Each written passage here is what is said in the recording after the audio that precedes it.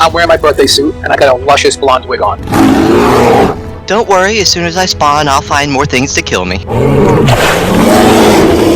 the heck is this? It's like 7 feet tall. Yeah, I'm stuck in a cage. Hey, warden. Please don't podcast and crap at the same time. I like to find an area that is heavily populated with herbivores and farm that delicious brown stuff. Badger has put his big stamp of approval. Fresh spawns, veteran tamers, and all survivors in between. We'd like to welcome you to Rated Ark, the Ark Survival Evolved podcast. By the way, this is explicit. Welcome, survivors new and old, to episode 57 of Rated Ark, the Ark Survival Evolved podcast. Today is July 8th, I'm in the wrong one. No, we're right. Oh, that's it, okay.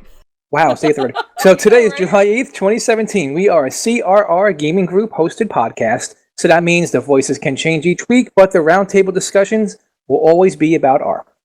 We have many ways you could contact us to share feedback, tips, and adventures.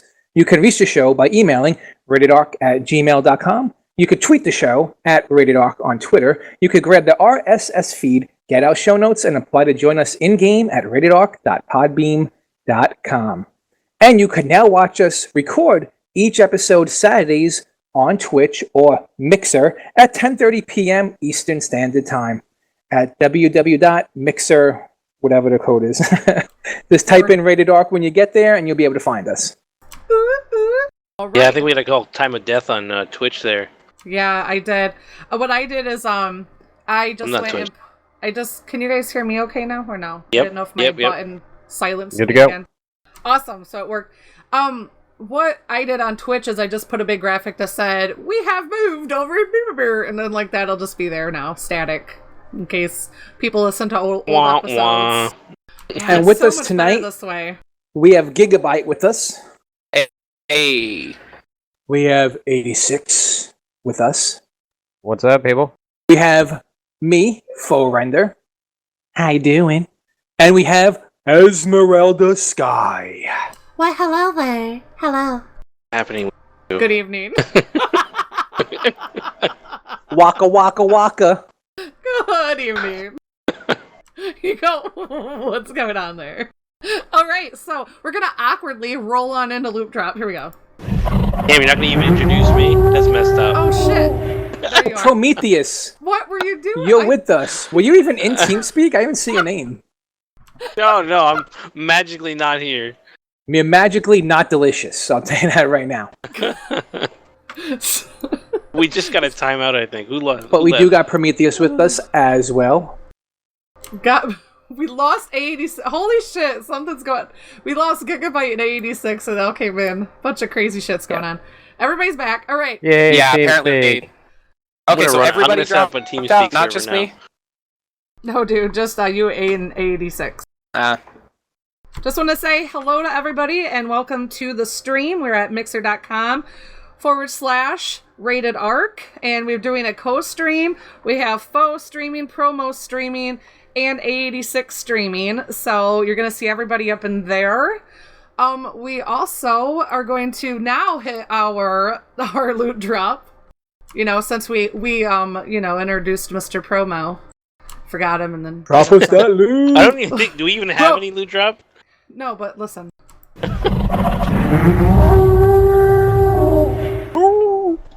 All right, everybody. So our loot drop. Where in the hell's our loot drop, people? Your loots have dropped off.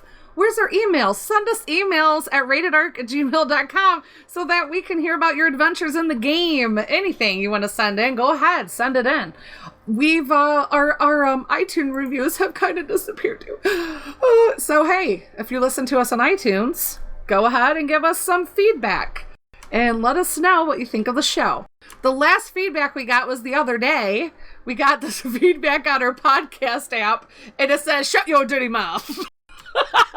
So that's the only thing that we saw. So I have no idea. Did they give us 5 stars at least, or no? On Podbean, it's just like you can comment underneath the episode, and somebody says "shut your dirty mouth," and it's like a smiley face. So could have been any of us really that they were talking about. So probably Bobby. Probably Bobby. So so there's our loot drop, but I did want to say welcome. I've been having a hard time figuring out how to track our new members for Crossroom Rebellion. So thank you everybody who has come to join the gaming group at crossroomrebellion.com. But I figured out a way to do it. I'm going to welcome everybody who makes it to our CRR Discord, because we have our welcome channel up, so we know everybody when you come on in and join us in our Discord. So I want to just say welcome to Percival. Welcome. Thank you for hopping into the gaming group and making your way to our Discord. We also want to say welcome to Maximus for doing the same. And we also want to say thank you to Fire Dragon Master 3000 for making your way to our Cross Realm Rebellion Discord channel. And if you are already a CRR member and don't know how to get there, just go to our member forums, and it's right in there with the TeamSpeak info. So ta-da! So thank you. Oh, and Jelly everybody. just joined last week, didn't he? Who did? Jellied. Yes, Jelly. Was it Jellyfoot or Jelly? Yep. Oh yeah, Jelly. Thank you. You're that right before I got my stuff in my welcome thing. You were correct. So if I missed you, welcome to CRR. And now we're going to move into Fresh from the Forge, unless I'm forgetting anybody else now. No. Yes. Here we go. Gimme it.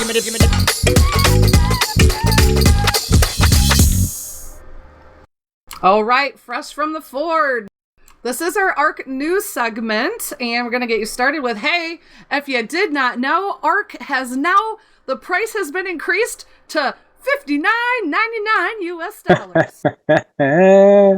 This is my main topic, so I don't want to get too deep in it. Oh, is it? Okay. Yeah. Well, I will just leave it at that, and we'll discuss it later.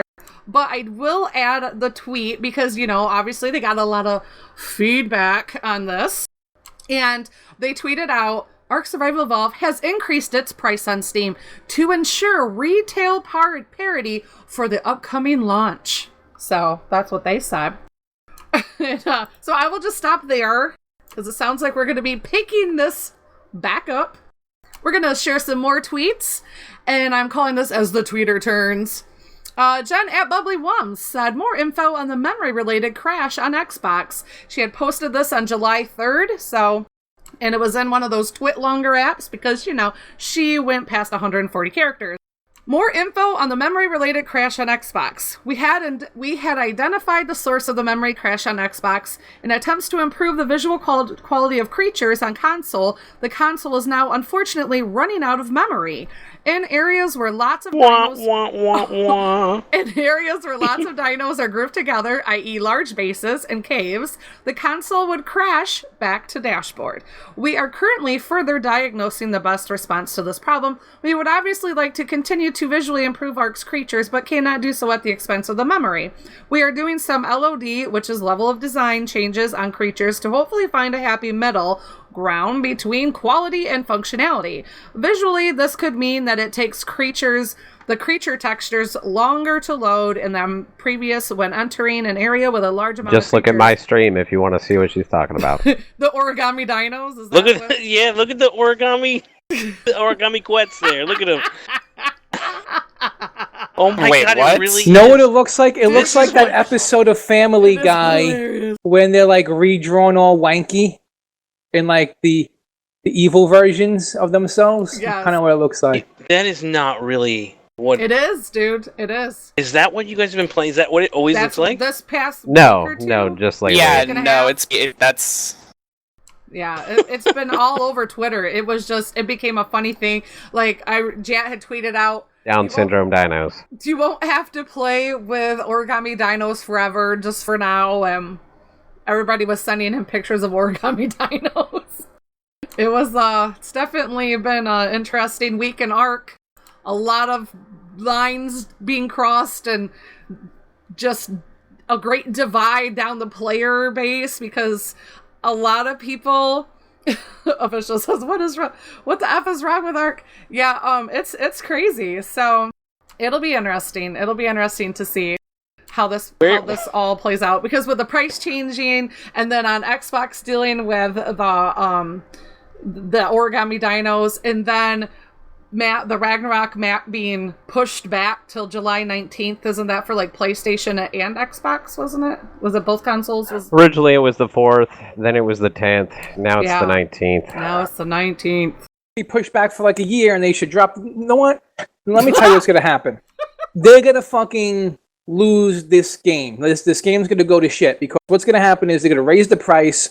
No one's going to buy it at that price. First of all, first reason is you're going to have people saying, oh, you should check out this game. It looks really cool. And then you have people saying, well, how much is it? Oh, when I got into it, I paid like $15-$40. And then they'll be like, well, why is it $60? And they'll be like, well, I'm not paying $60 when you only paid $25.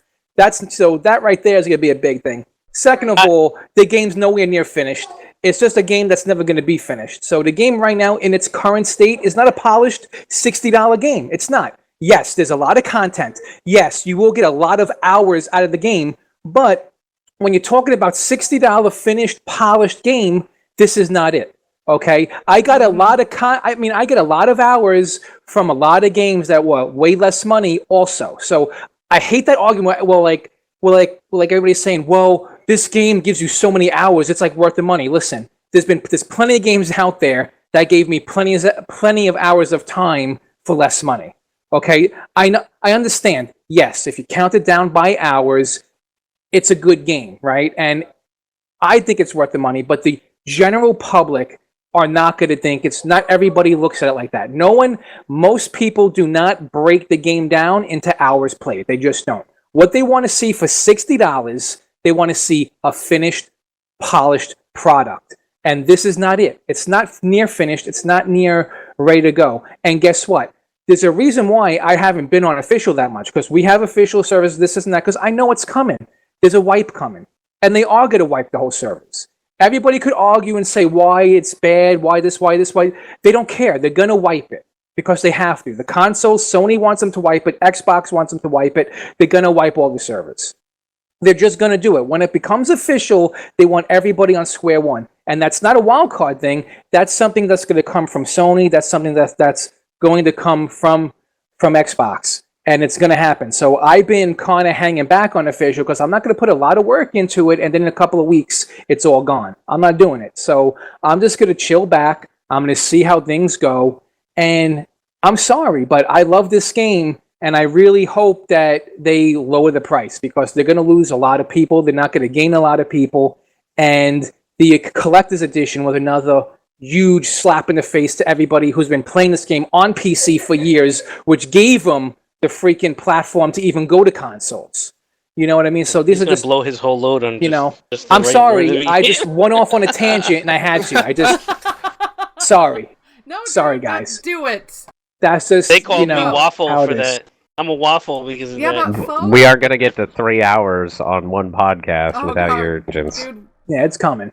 I think it works. I think Foe's waffling works better because he talks faster and you can feel the passion behind what he's saying. And then when Promo's talking, he sounds like he's like half asleep and he talks slower. High school history teacher. Yes. And furthermore, I don't like bananas. All right, we're going to be moving on to the next tweet from my list of tweets. Now that I got to find where we are. All right. Yes. Jat said, hey guys, currently looking for feedback from PC and Xbox single player survivors. He had tweeted that out today, July 8th, 2017. And I put the link for the forum post that he wants you to go to. So if you are a single Ark player and you want to give your feedback on some stuff they need, like a single player dino spawning, they still have questions about that, what you guys are experiencing. Go.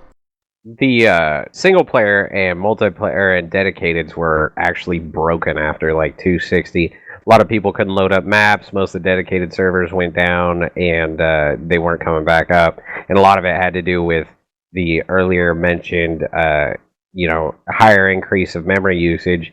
In reality, my suspicion is the Xbox version actually went through cert with a memory leak embedded in it, and that was causing the crashes, and they blame it on the console not having enough memory.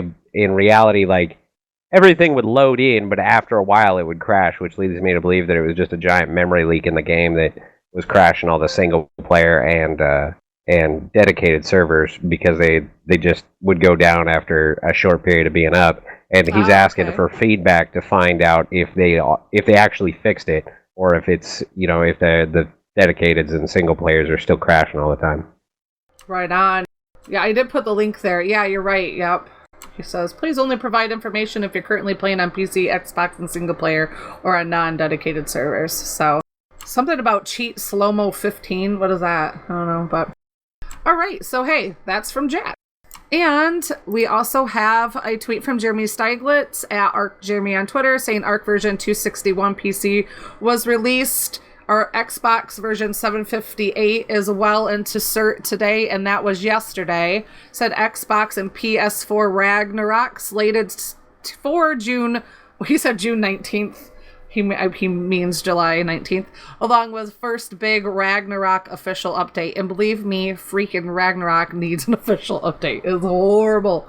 Oh, I will talk about that in a little bit. But and also, I wanted to put in as an aside, with all the crazy server stuff going on right now on, at least on officials and across the board in Ark, no matter where you are and what official server you're playing on, you can follow Adam at the Lil Panda.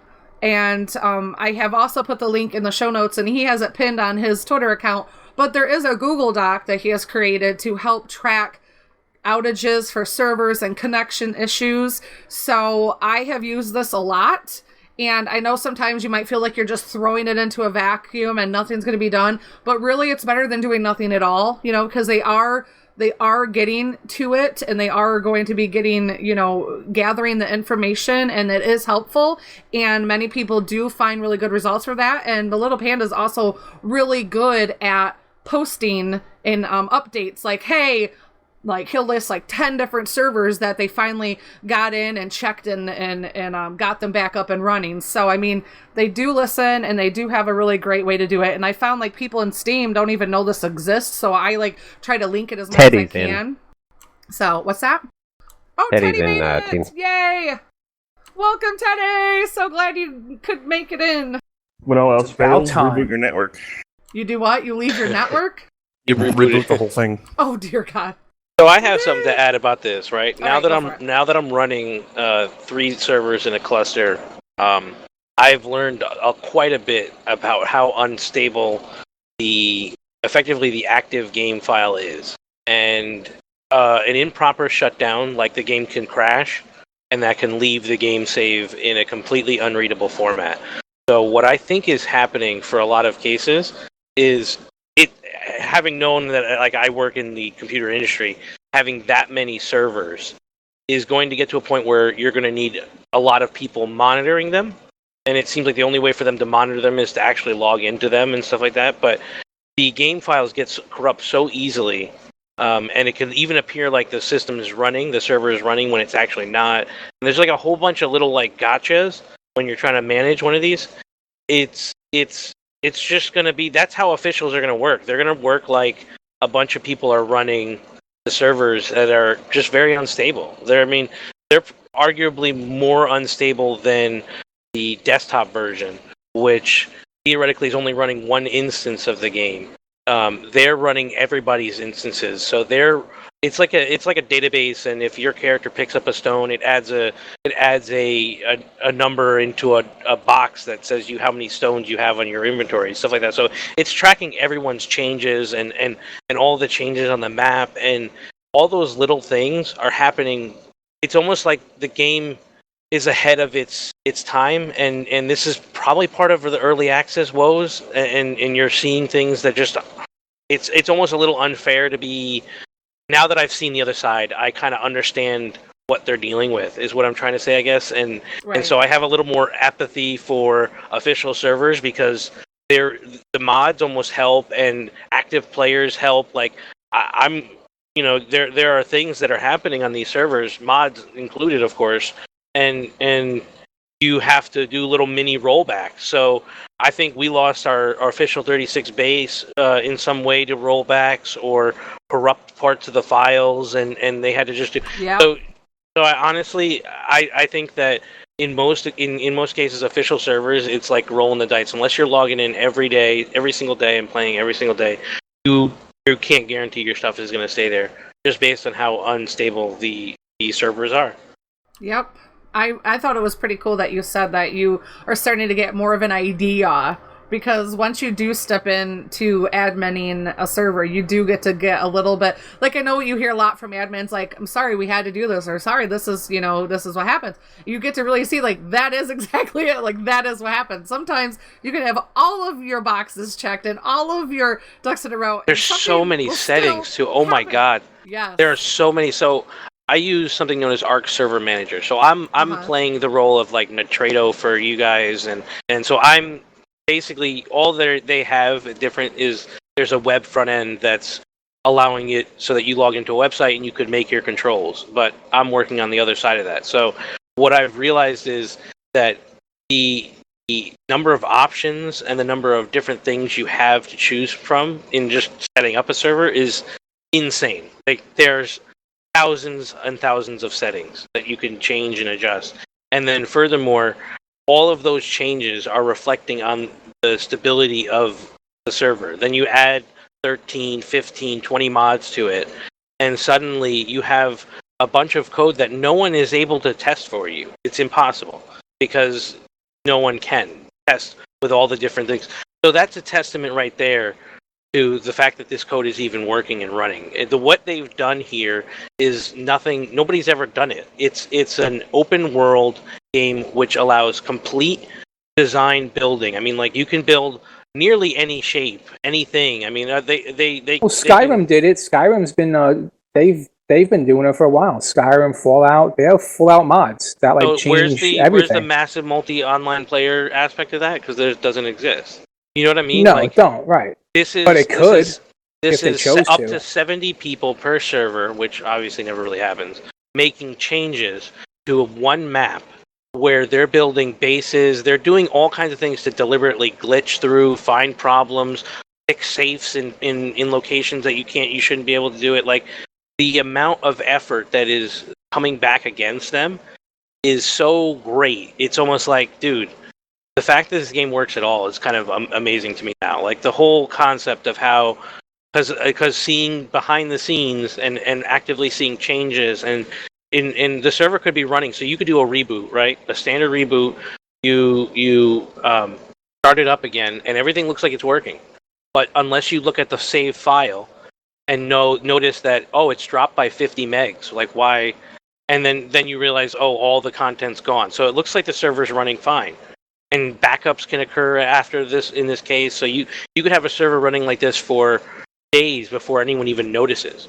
And it's basically just reset the whole server. So it's like this partially corrupted save file. That's what Fo figured out last year from him and I running servers, right, Fo? Like, because you noticed that file size, all of a sudden, for us, it actually jumps. Like, it got bigger. Yeah. Usually, when from what I found, it dropped. Like but for us on our end with Nitrado, when we've experienced corrupt, when we have something that's corrupt and we go back on our saves, it actually, the file size got larger. So that's when we knew how to go back and do a rollback, and to what day to do the rollback on when the size changed. And then that's how we've been winging it this whole time. But we learned that all on our own. And with Fo, with deductive reasoning, he hammered that out. So we've carried it. And it's worked so far for us, cross our fingers. Crossing our fingers. So, yeah, man. So that's what I have to say when it comes to official servers. You have to understand there isn't like a huge number of people managing the servers. They're probably outsourcing a lot of the work. And in that case, you're getting, third-party support. You're not getting, the amount of effort it would take to run this many servers directly from their own. They don't have the skill set or the numbers in order to run that entire environment. So there's got to be someone else doing it for them, and they're probably, maximizing their profit on all of this. They're going to go and run as many instances of Ark Because I have one server running three versions of different arcs, and I can choose to link them together. I can choose to do whatever I want, right? So they're doing the same. They have one server, and they're running a bunch of versions of arcs in one server. And especially with the most recent optimizations, I noticed the amount of memory a single server runs in is like 2 or 4 gigs, depending on what you have running. And so I have a server with roughly 24 gigs of RAM dedicated for it, and I'm running 3 versions of different arcs, and they all have mods. And I mean, just the amount of effort and coordination all of this takes, and the fact that it works, kind of baffles me now because of the understanding I have now. And I definitely That's cool to hear. Oh yeah, sorry. No, that's just cool to hear because we get up on them and bash them all the time. So it's kind of nice to hear somebody gets the other side, right? Like that's awesome. This is all modded content too. These servers are running 13 mods now each. They all work, and mods. I know, I understand. you do more. We like to keep it a little low, but it's starting to creep up on this server anyway. But it always creeps up because you want to do cool shit. Period. It will continue to creep up. I'm a and little it creeps up, disappointed and with the that's hanging fine. bridges. I mean, they're almost flawless, but I wish they would go a little farther. I added the other ones back because the other bridges, in my opinion, are better. The hanging ones, they look cool, but the other bridges, which is the same company, by the way, the same mod maker who made the hanging bridges made the other one. So I noticed that. I mean, I just like the other ones better because you could stretch them out as far as you want, and they're straight, and they just fit nice, and you could make them go up and down. The hanging one, you could do the same, but it has a limit on how far you can make it go. It looks a hell of a lot better, though. That's the only thing. If you're going for that type of look, but there are times when I don't want that hanging bridge look. Right? Yeah, right. You want the metal bridge or something like exactly. that. I don't want like a mossy hanging bridge on everything I do. Yes, I hear you. Yeah, I'm streaming it now. If everyone's looking, I mean, it's really awesome. This is the result, but they do need to get more versions. Oh, you can look at my stream. I'm building a bridge. I'm doing. So what do you guys I'm doing think it old about school. this mixer right now? You can watch full play, 86 play, and promo play while listening to the podcast record. It's pretty badass. So, Mixer love. Thank you, Hatchet and Teddy, and getting us looking in other directions. This is pretty delicious. And you know what's not so delicious, but really delicious? All these beautiful patch notes you have, Mr. Promo. Oh, right.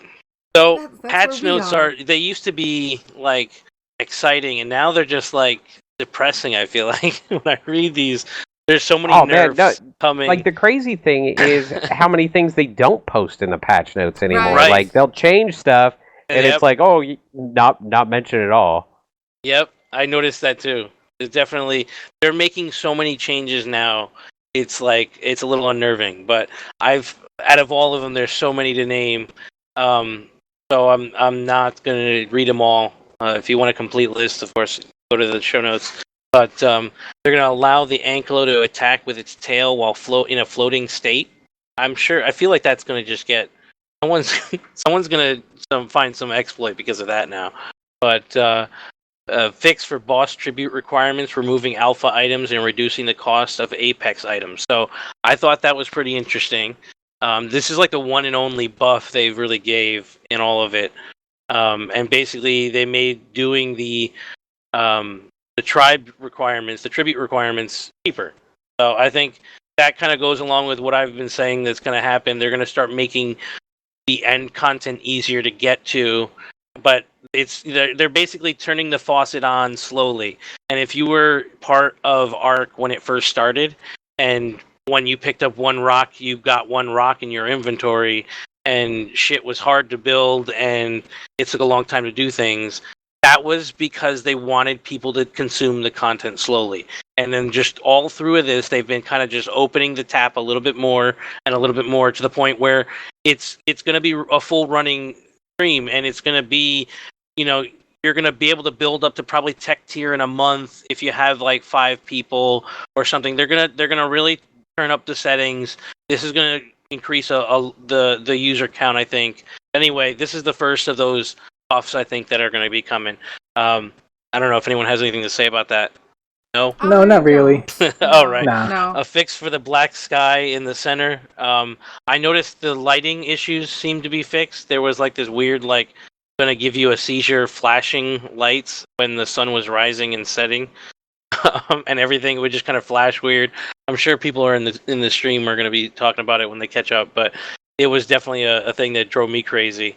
They increased Well, the last yeah, go ahead. in the last week was the sky was just always black. Like it'd be light or it'd be dark, but there was no clouds, there was no sun, there was no definition or anything else. It was just one solid color, and it was it was in the same patch with the origami dinos.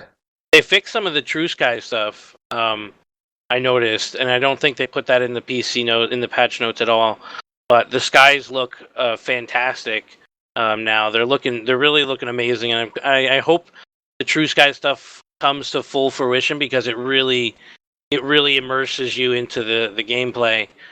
So I kind of see what they're going for there, and it's probably really difficult to pull off. And the funny thing is, there are modders who do that shit really well, and there are mods you can add to things like Skyrim and to Fallout, and they have such amazing skill at they'll have a mod that basically redoes the entire lighting system of the game, and they'll make it much better than they would normally do from out of the box or whatever.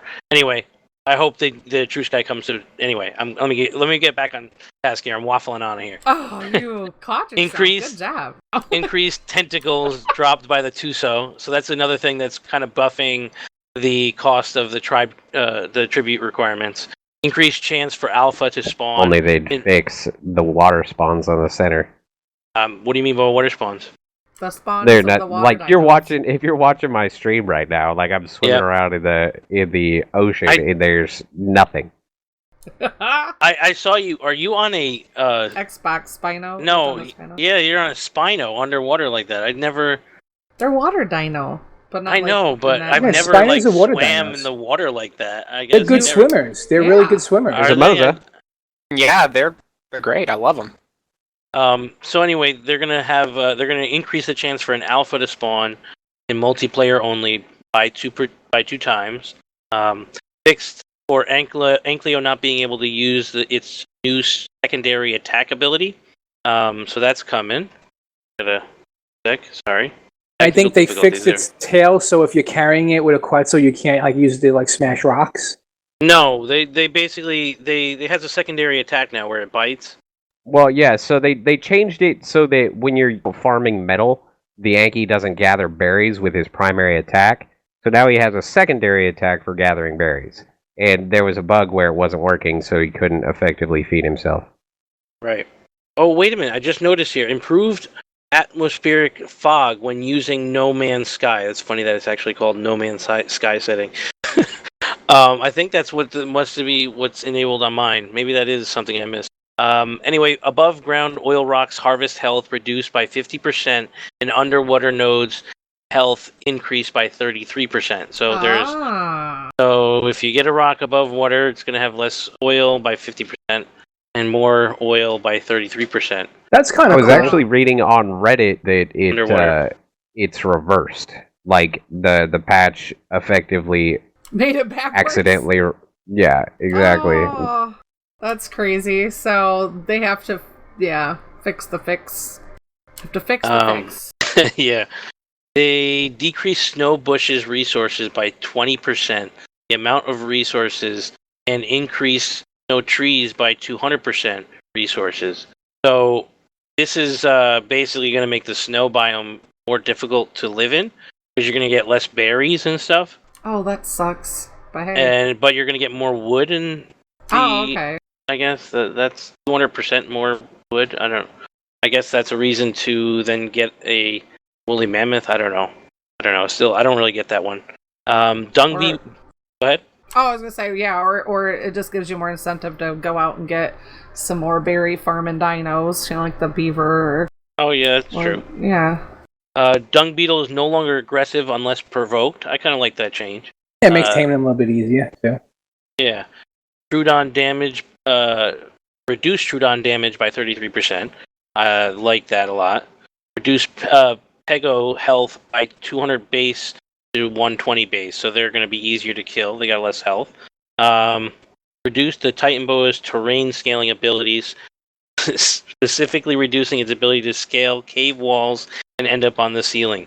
So I thought of this when I read this. I thought of the time that we were on official Esme when I broke the ceiling, thinking that the Titan Boa was going to be able to scale the wall. That cracks me up. That was hilarious. That was pretty funny. So I thought swear to God, I had to so highlight funny. that one. That whole clip that I made of us, I swear it was typical promo and Esme running back to our little jakety hut, chased by a Titan Boa, and we only had like one wall high, and all of a sudden we had it partly honeycomb, so we opened a door, go in another door, open a door, and then we had our bed in the center of the honeycomb. We had one bed so far, and promo goes, "Oh, this is just too stuffy or whatever." You're like, we need to make this higher. We need to get rid of the ceiling so we can. I wanted to climb up on top of the building, thinking that I'd be able to stay away from him while standing on top of her base, but he scaled the wall like you literally nothing. hear me say, "No, Titan Boas can climb at the same time." It falls. He freaking demoed the ceiling, and it shot over the wall and ate him. The minute, it was so freaking hilarious. I laughed. It was hysterical. I was laughing too. Oh God, so crazy, cracked me up. So that is funny. I made the clip on Twitch. I'll just have to remember to link it over here, you guys. But it was so damn funny. You hear me go, "No, Titan Boas could climb," and then it's like, boom, it ate him. I can just picture it in my head. It makes me laugh. It was hysterical. Oh, it's amazing. Well, I'm happy they're fixing that because it's stupid the way they could climb. It was dumb. Well, yeah, it is weird because I had, even when we had 3 and 4 walls high on that the PvP server, those freaking, I don't even know, that was in those stupid asshole paracers somehow can just walk over whatever they want. Like, I was so tired of the glitching dinos on that server. I'm like, oh, I'm done. They should make smaller. They should make smaller Titan Boas. Like they should make smaller snakes. I don't know why they haven't done that. Because boas are huge. Right, they should make some smaller ones too. Exactly. So they reduced the Mega Piranha size by 20%, which I thought was an interesting thing. I was just reading it now. Different. They made torches equipable on all appropriate land dino saddles. Drag a torch into the saddle to equip it. I thought that was pretty cool. Yeah, Chuck was playing around with that earlier. Yep, the tech replicator can now only be crafted on obelisks in single player. I don't know who plays single player, but allow spear attack and melee attacks without completely exiting running. I thought that was pretty cool. Basically, a quick stop and you could throw a spear and you could continue running again. So it's kind of a buff to clubs and swords. So we had a debuff on the club, right? And now they've kind of made it so you can run in club. So I guess that's probably why they made that first nerf. Anyone have anything? AA6, does that affect you at all? We haven't played around with it much since the server war when they last week, but the club, yeah, I know there was people super pissed off about it. I haven't checked it out since then though. So let's see. I think they're going to make it harder to run in club. This is going to basically the gist of it, right? Well, they made it easier, so you can make it easier. They okay. nerfed the effect of the club, right? And now they're basically buffing it because you can run in club. So you probably have to double club to get what you would have got off from a first hit, but you have more of a chance to double club because you can club now easier when you're running. Right. Yeah. So yeah. I thought it was easy as is. Yeah, well, they kind of make you. I don't think you can. It slows you down. If you were even on PvE, when I'm with my pike or the club, when you're first starting out and you want to get a dino down, try to club the shit out of a parasaur, and oh god, last week I went through 5 freaking clubs trying to get a parasaur down. No, it was probably 2 weeks ago. Because I didn't look at the level. It was like a level 135 parasaur. And here I am, just like You're trying to club it. beating the shit out of this poor parasaur. And I had to stop and repair. Or keep just swapping them out, man. But yeah, it was a pain because it would slow down my running. And then that little asshole would like go faster. And then I'd have to, it was annoying.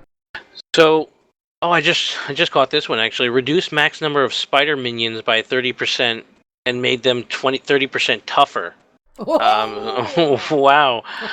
So be careful when you're going to do Broodmother runs there, 86.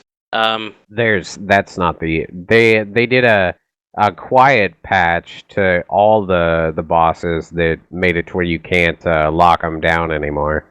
There was a bunch of that they changed with the boss fights that they didn't really put in to the patch notes. Oh, really? They made some changes to what appears in caves and stuff, and they moved some dinos around, and so they made some changes. I'm not going to go over all of them. This one's interesting. Consuming rare mushrooms and flowers now gives their intended effects. So I did a little faux science on this, and consuming rare flowers will make dinos, all the dinos around you, aggro to you, all the wild dinos aggro to you for 10 seconds. Of course, you still get to eat it and you consume that food or whatever.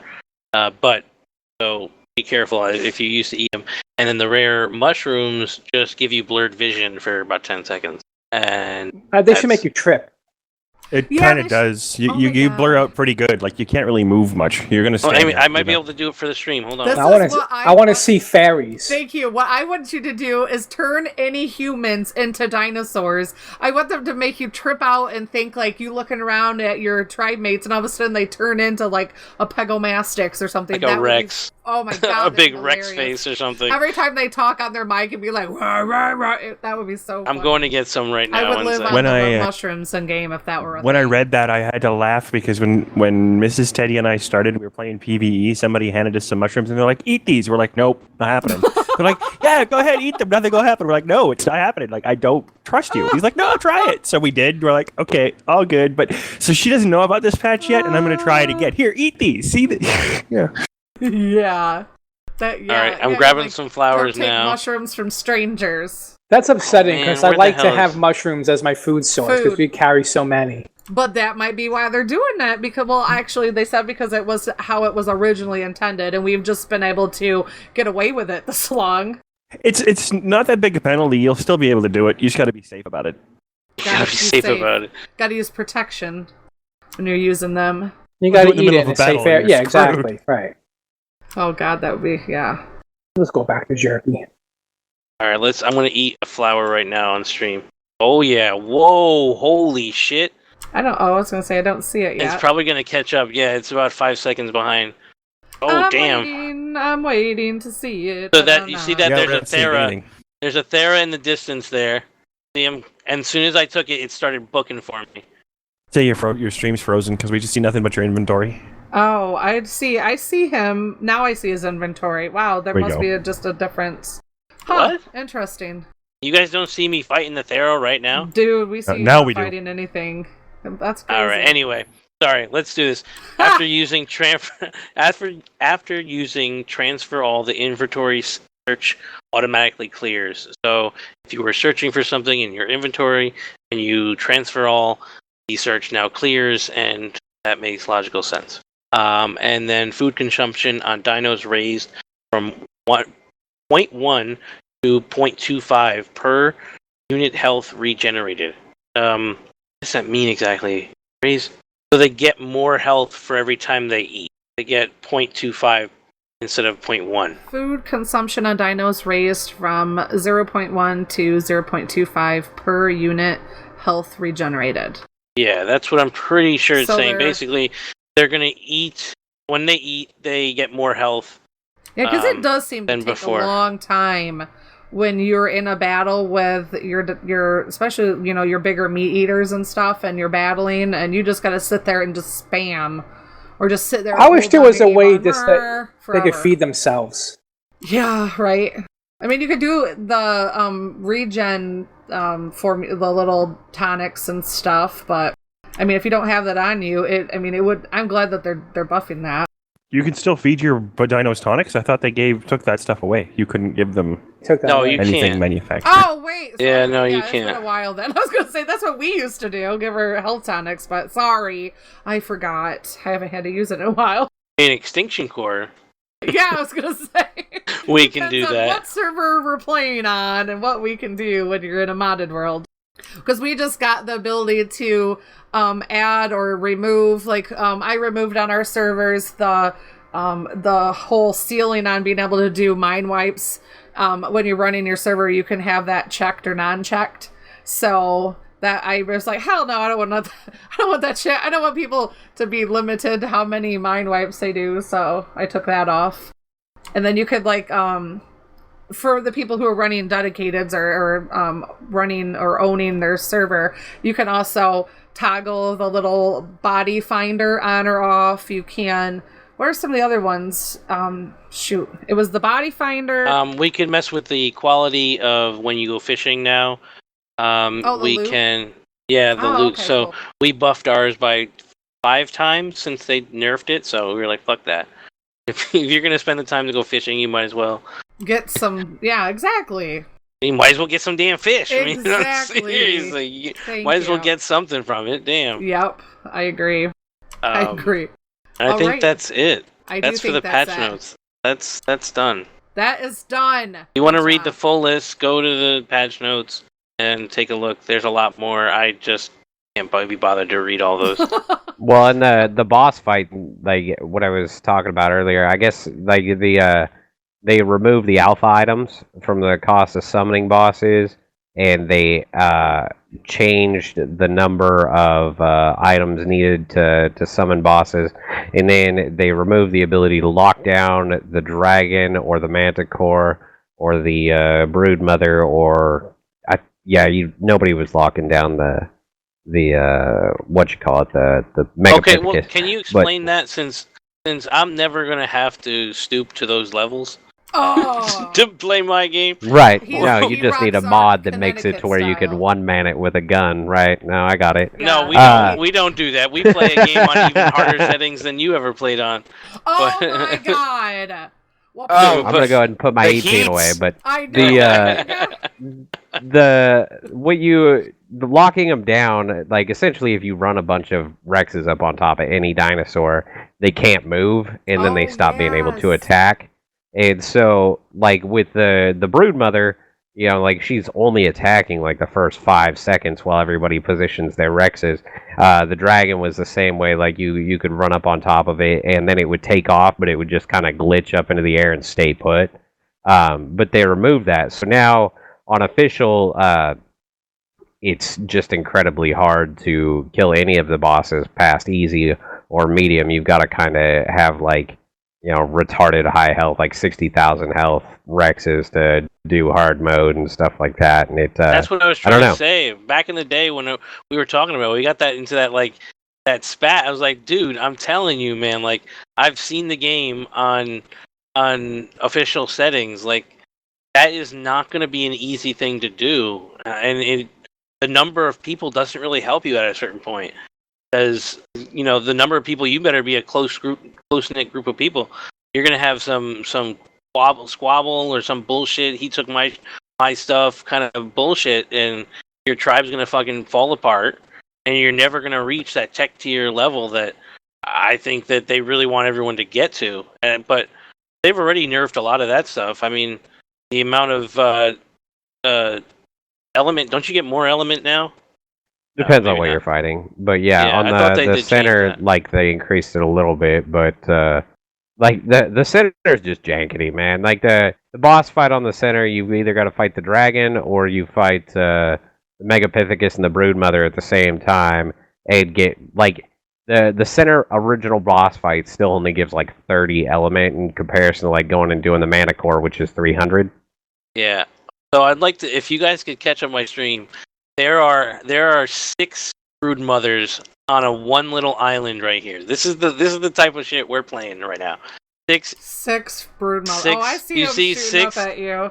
Do you see these 6 brood mothers right here? This is not even like this is a medium-sized base that Right. they're all just chilling in right now. Oh, So I just want to tell you, we're definitely playing on crazy. harder settings. But we mod things to accommodate that, so. Yes, Yeah, we do have tools that So help I out. think official is definitely harder because you don't have all the bells and whistles, the upgrade benches, the tech benches, and all that. I am flying in a puddle jumper right now to demonstrate that. So. Let's be real. Right, I don't Alright, have a manticore officials is tamed up or large. nothing. Well, no. I want to interrupt here. No. Go ahead. If you played Extinction Core on regular multipliers and stuff like that, Yeah. it's harder. Yeah, You know, regular multipliers, what definitely. makes official hard, in my opinion, is the fucking drag it takes to do That's anything time. in the The game. rates. Everything has to do with the rates, and that's You know, why you want to go in, you want to that do a tab. fight, you got to just gather, you got to spend so much time just grinding in order to get there. It's like, you know, and it's crazy because I used to not mind the grind, but after playing this game for so long, it's like that's all the game is. It's grinding, and then you go and do something cool and then grind again. Right. Yep. You know, it's like 5 minutes of something cool followed by a whole shitload of grinding. A week and a half of grinding.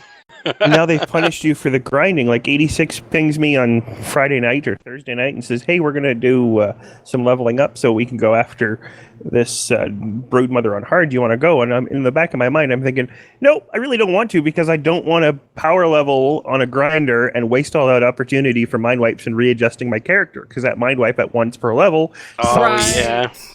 Right? It's huge. That was a big warning bell in my head. Like, I don't really want to go We're not talking hard. about grinders in the podcast. We don't need another grinding. patch. Oh, they know about grinders. You think they don't know about grinders? Give me a break. They know exactly what those things do. Oh, okay. So, everybody Main ready topic. to go to our Cruising the Forums episode. This is our main topic section. And, here, where are you? Where are you? I'm losing all my stuff. Here we go.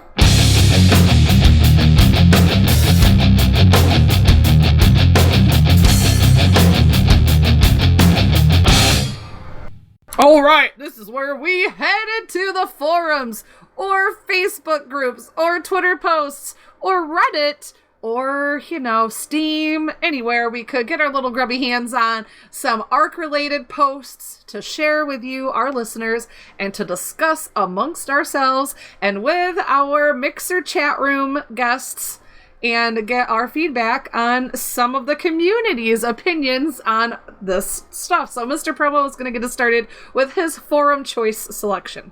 So this is a little bit of like internet inception here. So keep up with me. This is a Reddit post about a PC Gamer article, which was written from one Dean Hall's Twitter messages. All right, so oh damn, this goes pretty deep here, but Dean Hall is a former developer for DayZ, I think is what DayZ, and he tweets out. If you look at the PC Gamer link there, if someone could twitch that or put that in the mixer. So basically, Dean Hall criticizes ARKs for their price, and he posted two tweets, and it said, where the hell is it? Why can't I find it now? There they are. Just so we're clear, my opinion, the price increase for Ark is effing outrageous. Put a bunch of stars there, whatever. Ark game is nowhere near ready for this kind of price. It's greed. It's pure and simple. It represents a huge disconnect with the community. So, PC Gamer wrote an article about this, right? And what I think in this case is that it's really not that outrageous. But this user posted on Survive the Ark, and they were referencing the PC Gamer article. So they were talking. You screwed up when you got a former game developer that is in development hell calling out your game. I agree though. Ark, especially is the latest update, is nowhere near ready for release. The devs should delay the game another year or a few months to iron out everything. I would argue the price is far too high, knowing the shape of the game is in, and it could be released in this state. And then somebody replied, and I wanted to keep this because they kind of have some of my sentiment. But it's Corey posted. a reply saying, I didn't realize I should care much about a former game developer of DayZ, a failed game. As for the price, the developers have always been open about the price increasing on release. You had 2 years to buy the game, so I'm not going to take some crying about price seriously when you had more than enough chances to buy the game for $15 to $30 US. As for the price, is it worth it? This person got 6,500 hours here, and it's the title I've played longer than any other modern game out there today. For the amount of content it now includes, it's way more than got 1 day of game.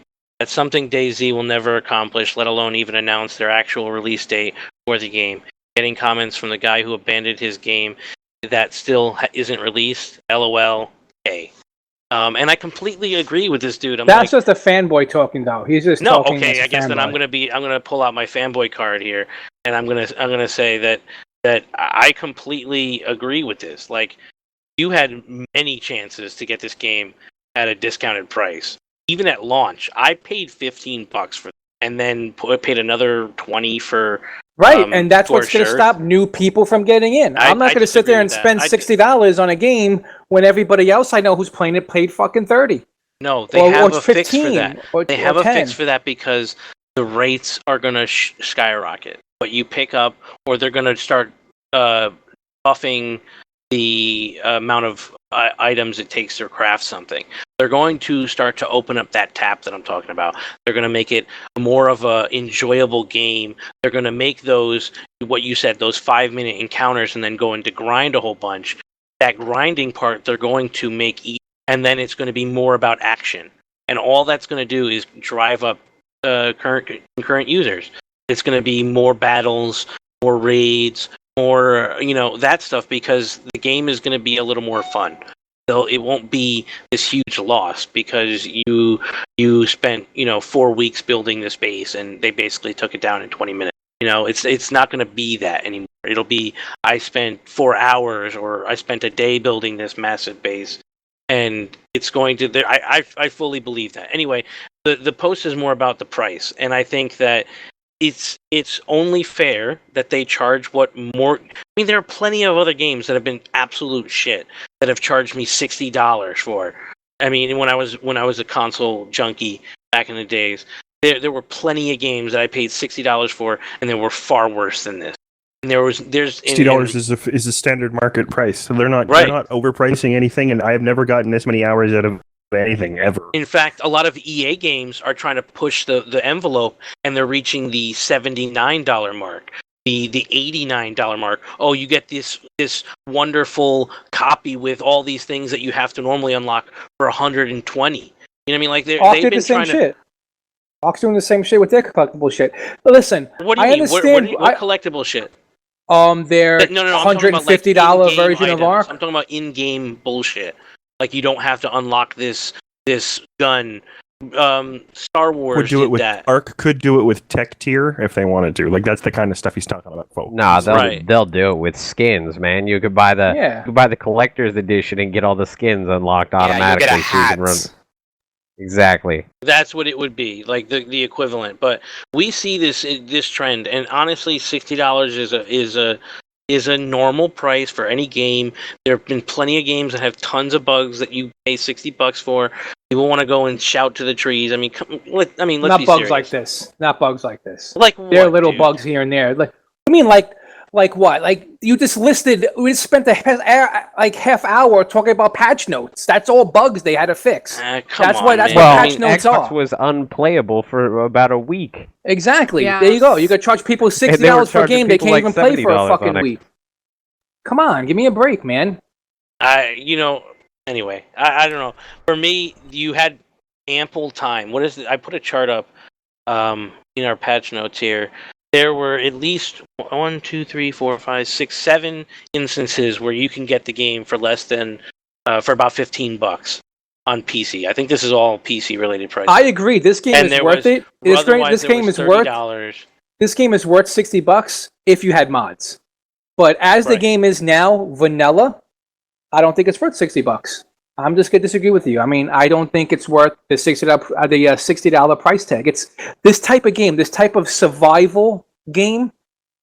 these games are pretty shallow. Okay, what makes these games on the official market without mods worth anything are the people that play them. It's the multiplayer aspect. Right. You could put this skin over anything, just like all the other. That's why there's so many survival games out there. And I said this before. Yeah, that's what they did. It's This like skin is a over type- the top of Minecraft. This is a type of genre that is just, it's not a polished thing. Like, these games are never fully polished. They just never are, because just like you were saying before, there's too many things going on. You have 70 people in the server, everybody's changing everything all at once. So these games are never, it's like, and it's hard to make a $60 value of a polished, what people expect out of a finished polished game with this type of game. That's why they're usually priced at the $30 mark.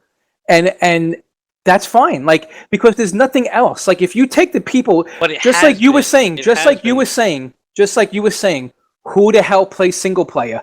Guess what? If I buy a game at $60, I better have a good full single player thing to play at $60, because that's what $60 games offer me, is a full single player version. I mean, the game multiplayer is is usually a secondary thing on most games. As a matter of fact, there are games that you could play the single player version. This game is and play the multiplayer MMO. version for half the price and not get the single player part. But this isn't an MMO. It's not really an MMO. It's really not. It's a sandbox. It's a survival it's listed sandbox as an MMO game. in Steam. You could list it as an MMO. it's I could put survival shit in a box and call it fucking pancakes, but it's not pancakes. What the word massive in MMO doesn't give you an indication of a number. I'm just saying. Well, in that case, then Call of Duty's an MMO because you can have 6 people on one server. Oh dear. Whatever God. it is, that's what I'm trying to say. It's like it's a sandbox survival game. There's not much to do besides PvPing, dude. In order for us to make this game exciting for PvE, you have to add Extinction Core and all these things and tribes and freaking push people, and like we have to add to the game ourselves. Right. It's not already there. So if you took the multiplayer aspect out of this game, it's really just some dinosaurs walking on the island that you go and hunt down. That's all it really is. Really, what else is there to do? Yeah. Well, you can get to. There's no collectibles. There's no collectible stuff really. Well, there's the Explorer notes. I mean, but yeah, there's no game. This is definitely a sandbox game. That's what sandboxes are. We've talked about it. Exactly, and sandboxes aren't $60 to me. Sandboxes are good for me at the $30 price range. That's a sandbox price for me. Right. Just my opinion, because it's us making the game. It depends on how you look at it. We all know that the $60 price tag is going to last a month and a half, and then it's going to go on sale. So Exactly. Like, it's just they're getting to the same so that they have a regular price. Well, and then they can offer a sale on it. Like, the bottom line is, if you're going to offer it to retail stores, you don't have a choice. You have to match that price. If you're going to put it in EB Games and Walmart and that stuff, your electronic version has to be the same price or a more than a retail store. That's true. what this is all about. Don't kid yourself thinking that they think it's worth $60. They know better than that. They know that they're not going to get that many sales. They're hoping, but they got to know that 1 million. That's right. I wouldn't even put this game in a box. This game would just be. I wouldn't even put it in a box. Like, why even give yourself the negative press? Like, why put this in a box? Who's going to buy this off the shelf? Like, really, like, everybody who's playing this game now is basically, you have everybody who's going to play this game. Who's going to buy this in a box is the parents for the kids that don't have a clue how the hell this actually works. I mean, there will be a market. It will be limited, but there is some value to the retail, especially as a brand new studio, at least as a recognition for the next one. I don't know. I just feel like it's a little late for that. It's like, hello, we're in the, it's pretty soon we're not even going to be downloading. There's not going to be any games anymore to buy in a box. Like, we're almost at that level. Like, I just feel why even try and get into that type of onset when there's hardly any more stores to even walk in and buy a game anymore. Like, GameStops are like here and there. There's no like game stores anymore available. Walmart's basically where you go now to buy games, right? Actually, Walmart a or good Target article or was a really, really good article about that. Like, why do the boxes still exist and why? And the bottom line and the answer to that is to sell the components. It's got nothing to do with the actual games themselves. Everybody realizes you can do that digitally, and the stores won't sell the boxes, the computers and the Xboxes and the PlayStations without something to go along with them. That's the only reason that they're still there, and that won't ever totally disappear. Oh, right. Good info. Good to know. I to wrap it up, I agree with the have to reply. add my comments too, dude. Oh, go ahead. Go. Yeah, please. I put it under there when everybody was talking. I said Esme does have some stuff to say, so I'm gonna read that shit. All right, I know you're streaming. It's a lot to ask. Yeah, I had a lot because I'm split down the middle. I think that the $60 price tag would be okay if the pancakes were fully cooked. You know, like, I feel like I'm very persnickety when it comes to process and the order of events, and I feel like you should not have a $60 price tag on a game that you and everybody else knows is not even at full release. And if anything, I feel the quality actually has gone down. Like, I feel like I could have played on official servers and felt good and secure and seen improvement in quality, like a month ago. And since then, exactly, I would say the past month, my gaming experience on Ark official servers I stopped playing for an entire week because I felt so pissed off and bummed and burnt out. I have been playing. What's wrong with it? The official Ragnarok PC maps are. I'm going to say that it is what it is. It's f***ed up. And if you're on PS4 and if you're on Xbox, I told you I got shit to say. If you are on a console, count your blessings that you are not eating these half-baked pancakes. You're just count. I like half-baked pancakes, actually. Just count your freaking blessings. No, yeah, me too. Like Bo's got some in a box if for you get you. if you get a little bit of this is what's been going on. I played on right from the very first day they released Ragnarok. Everybody knew they released it, and the map itself is not done. It is not done. The map developers are still working on it. Sections of the map are walled off with behind walls, so everybody knows this, right? Well, this is what my whole last week was. This past week, the whole 4th of July week, I said, fuck Ark, I'm not playing you right now. You done piss me off, because it was Groundhog Day times 97. It was horrible. The whole week leading up to July 4th weekend was nuts. I would have rollbacks. Like, this is for real. I would be playing on official That's not just Ragnarok. It is horrible. Okay, see, this is the first time I've experienced it this bad. We would have 3 server shutdowns. No, it's due to a dupe glitch. Yeah, but they're doing it all the fucking time. All the time. I've never experienced this on... but me personally... I can tell you how to do it if you want to go fuck with people. I'm not an Xbox player, so it might happen more for you console people. But what I can tell you right now, I've been spending a lot of time. I played on official 36, PvE. I've been playing on the no tame servers. I've played on the primitive PvP servers on official, and now I'm on a Ragnarok official server. And I can tell you right now, I have not had the bullshit that I've had to deal with on these Ragnarok servers. So I feel like they are constantly shooting themselves in the foot because everybody's excited, yay, we got a date, yay, oh yay, we got a new map, okay, yay, and then they're like, well, you can't have it yet because it's not done. Well, yeah, we know it's not done. And then they're like, oh, and now we're gonna jack the game up. It's just like so much chaos was happening, and I want to be understanding, and I understand, but just slow your roll, just slow down. Like, don't just keep running balls to the wall and then because it's frustrating. I think there's just a lot of chaos around the whole thing. And on PvE, the duping, that I've not had this much bullshit happen. Only on Ragnarok officials is this happening right now, where I will build a wall, I will get kicked off, everybody on the server gets kicked off, and then we come back and we have a 30-minute rollback. Then we do the same shit again. Play for 20 minutes, get kicked off again. and then do the same thing over again 3 or 4 or 5 times within an hour. I'm like, I'm fucking done. I could go play on another official server, and I never have that problem. I've never had that problem on official. This Ragnarok maps, it's happening on according to our global chat, it's only happening to players on Ragnarok. It's only happening on Ragnarok.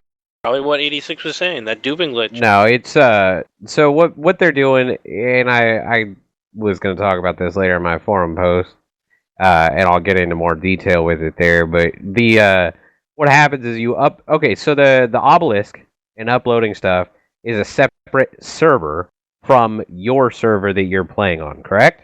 So you have where data is stored when you upload it to the Ark, and where data is stored when it's on the actual map that you're on. So what they do is they upload something, they reset the server so that it rolls back. It used to just be doing it with DDoS, but now there's an in-game bug that you can do it with. But you roll the server back, and then you have the items up in your obelisk, and you have the items that are on the server again, because they're back. They're assholes, and they need to just... Exactly. Go eat shit pancakes. God. Correct me if I'm wrong. Did this not become apparent as a result of the Amazon meltdown, where they got nailed and everything crashed and everybody got stuff? Isn't that where this exploit kind of came from? People realized how it worked. Yeah. Was this a big problem before that or after? After. It so unless like you can fix the internet, there's no way around this. Well, no, there is. It's they need to. First of all, put in security measures to where their servers can't be so easily DDoSed. Or hey, just get rid of fucking cross-server bullshit then. Yeah, just do that. Just get rid of that. No, but that's the whole reason. That's the whole reason this game was made. I mean, look, the game is literally they base it on something Ark. You can't play they want you to go from one. You can't even play. It's not worth it. Fuck official. That's all you gotta say. Once they get the PC version of Ark through Microsoft, it won't be long before everyone on an Xbox will be able to run their own server from a computer and actually run their own settings and and then leave it running where they're not actually using an Xbox to do it. And it'll only take 4 or 5 gigs at most. I mean, actually, no, on official, it's a lot smaller. Like they're talking about 2 gigs of your PC's memory. I mean, the average computer will be able to do it. It's not going to be and that's exactly what Wildcard wants, because it's a hell of a lot cheaper. I mean, it's not a bad system. They just got to get there. And then you don't have to deal with any of this bullshit. It makes me laugh. I pretty much said why I play on official. It makes sense for me because I do a podcast. No, I know. And it's stupid for podcasters to podcast about a game and not play on official servers to at least get an idea of what the state of it is. Because you wouldn't know what we've been dealing with if You're absolutely right. You're absolutely right. But what you could do though, to help with that though, is you could hop on an official, play it for a week, match your settings. Well, yeah. So I mean, there is a way around it. I honestly think Promo's right in that servers are going to start collapsing and they're going to bring it down to nothing, and everybody will play on gaming groups like this will exist and will come play on our non-official server because the official ones are rough and they're horrible. At least the Ragnaroks, I mean, they're just unplayable. And that brings me to my main point is you are charging. So the big hotness right now is Ragnarok. If you're a PC Ark, those servers are maxed. They are maxed at 70. And now that they added a few, it bounces between 50 and 70, depending on the day and the time. But there's always a lot of players, if not max capacity. And that's even on PvE, so... Didn't they say? Wait a minute. They said when the game releases, this kind of goes back to my thing. Didn't they say there was going to be a new surprise content coming out with the game on release, similar to Scorched Earth? I think they're going to be releasing an additional map, and that also comes with your $60 price tag. So, and then one more after that in 2018. Right. Exactly. So I mean, you're going to get some new flavors of the game. I'm inviting people over to my restaurant to eat food that's not done yet, but I jack the price up. To me, it's just chronologically, it doesn't make sense. I think everything has an order, a time and a place. And right now, they should have waited until July 19th or when the other map hits the other consoles if you wanted to compromise. But I don't know. I just feel like they're blowing their wad right now. Like, I just feel like Ark is not in a great state right now, so it's ass backwards to kick the price up to $60 when I've been experiencing the worst gameplay, I feel, in my personal experience, in the past 3,000 plus hours I've been playing the game. This past week, I had to stop because I was like, I'm done. This is frustrating me. I do not feel the Ark love right now, and it got me so pissed off. And I talked about it being a candle kind of burning from both ends, and that's where I was like, I have a feeling once this game is released, there will be life through mods on the PC side of it, but it's going to do the user count is going to start diminishing, and I don't think it's going to be growing from the point this game releases. And it's a game that everyone's been playing, and they tried to clue in on the fact that this is a new type of development, and we don't consider ourselves successful once this game is released. That just means they're done making it. Right. That just means that the party is over. Signals to the player base. Yeah, I guess I agree the $60 price tag. It's pretty steep. But I agree with the $60 price tag when the game is at their releasal phase. I don't agree with them doing it right now. That's how I feel. Fair. In regards to, because I do believe it's worth $60, especially with the mod stuff, and touching on that, where Fo said he didn't really feel like that without the mods, they don't feel like that either, because that's why they're doing the mod sponsored program. They know that these modders, and they're putting the time and the money in to bringing that extra content to us, so that's awesome. I just feel like they're just getting ahead of themselves with the $60 price tag right now. It's worth it down the way. They're doing it too much, too soon, too fast. They screwed themselves. They screwed themselves because they got to justify the $160 collector's edition. So now we got to charge full price. We got to ship this shit to the retailers a month in advance, so they get time to put it in SKUs and stock it. We got to give them a price. We can't undercut them. They were screwed either way. They couldn't. They can't. And I feel bad for that. That's the other thing is I honestly feel bad, and I do believe that there's a certain place in heaven for community managers of anything, because holy shit, I want to scold every one of you little assholes on the internet who are being douche canoes, fucking jackwagons to these people that do not kill the fucking messengers. Stop douche canoes. I like that. You gotta know that. You gotta know that in the corner and don't come out until you're ready to play nice. I mean, fuck you. Like I get on Twitter and I'm like, holy shit, a bunch of whiners. You gotta know too that stop. You gotta know too that Jen's tired. Like I've seen her feed personally, and you got to know that under her breath she's saying, "Just don't fucking buy it." Then. Yes, I know. I'm not telling you have to buy it today. Although that's my job. To the community manager, stop it. Stop. It's like use your brain. Like shit, the price changes a shit. You miss the sale. You miss the time. Don't be all bellyache. Don't bellyache about it. I mean, like you had your chance to get the game when it was cheaper. Shut the hell up. Prices increase. The game's released. They probably have some reason that it needs to be $60 now because they can't be releasing it to the stores that are going to sell hard copies at some, sudden increased price. I mean, there's business that goes on.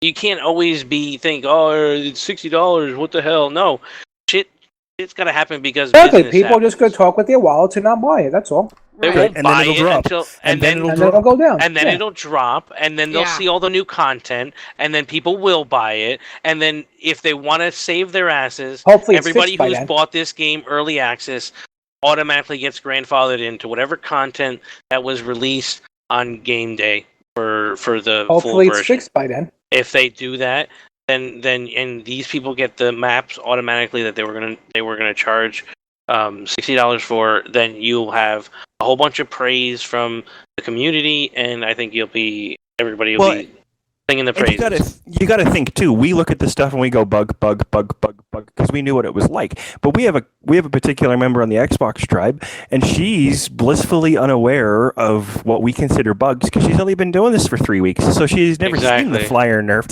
So what we see as bugs, the rest of the community is just going to see as like anybody that buys it. If there's anybody left that hasn't, it's just going to see it as okay. This is the way it is, and anything that gets piled on top is just a bonus. I expected the grind, or after a couple of weeks, right? And they're going to understand that the grind is like we keep saying. It's who cares about the grind? It's about the experiences. It's about somebody giving away a tribe. It's about somebody.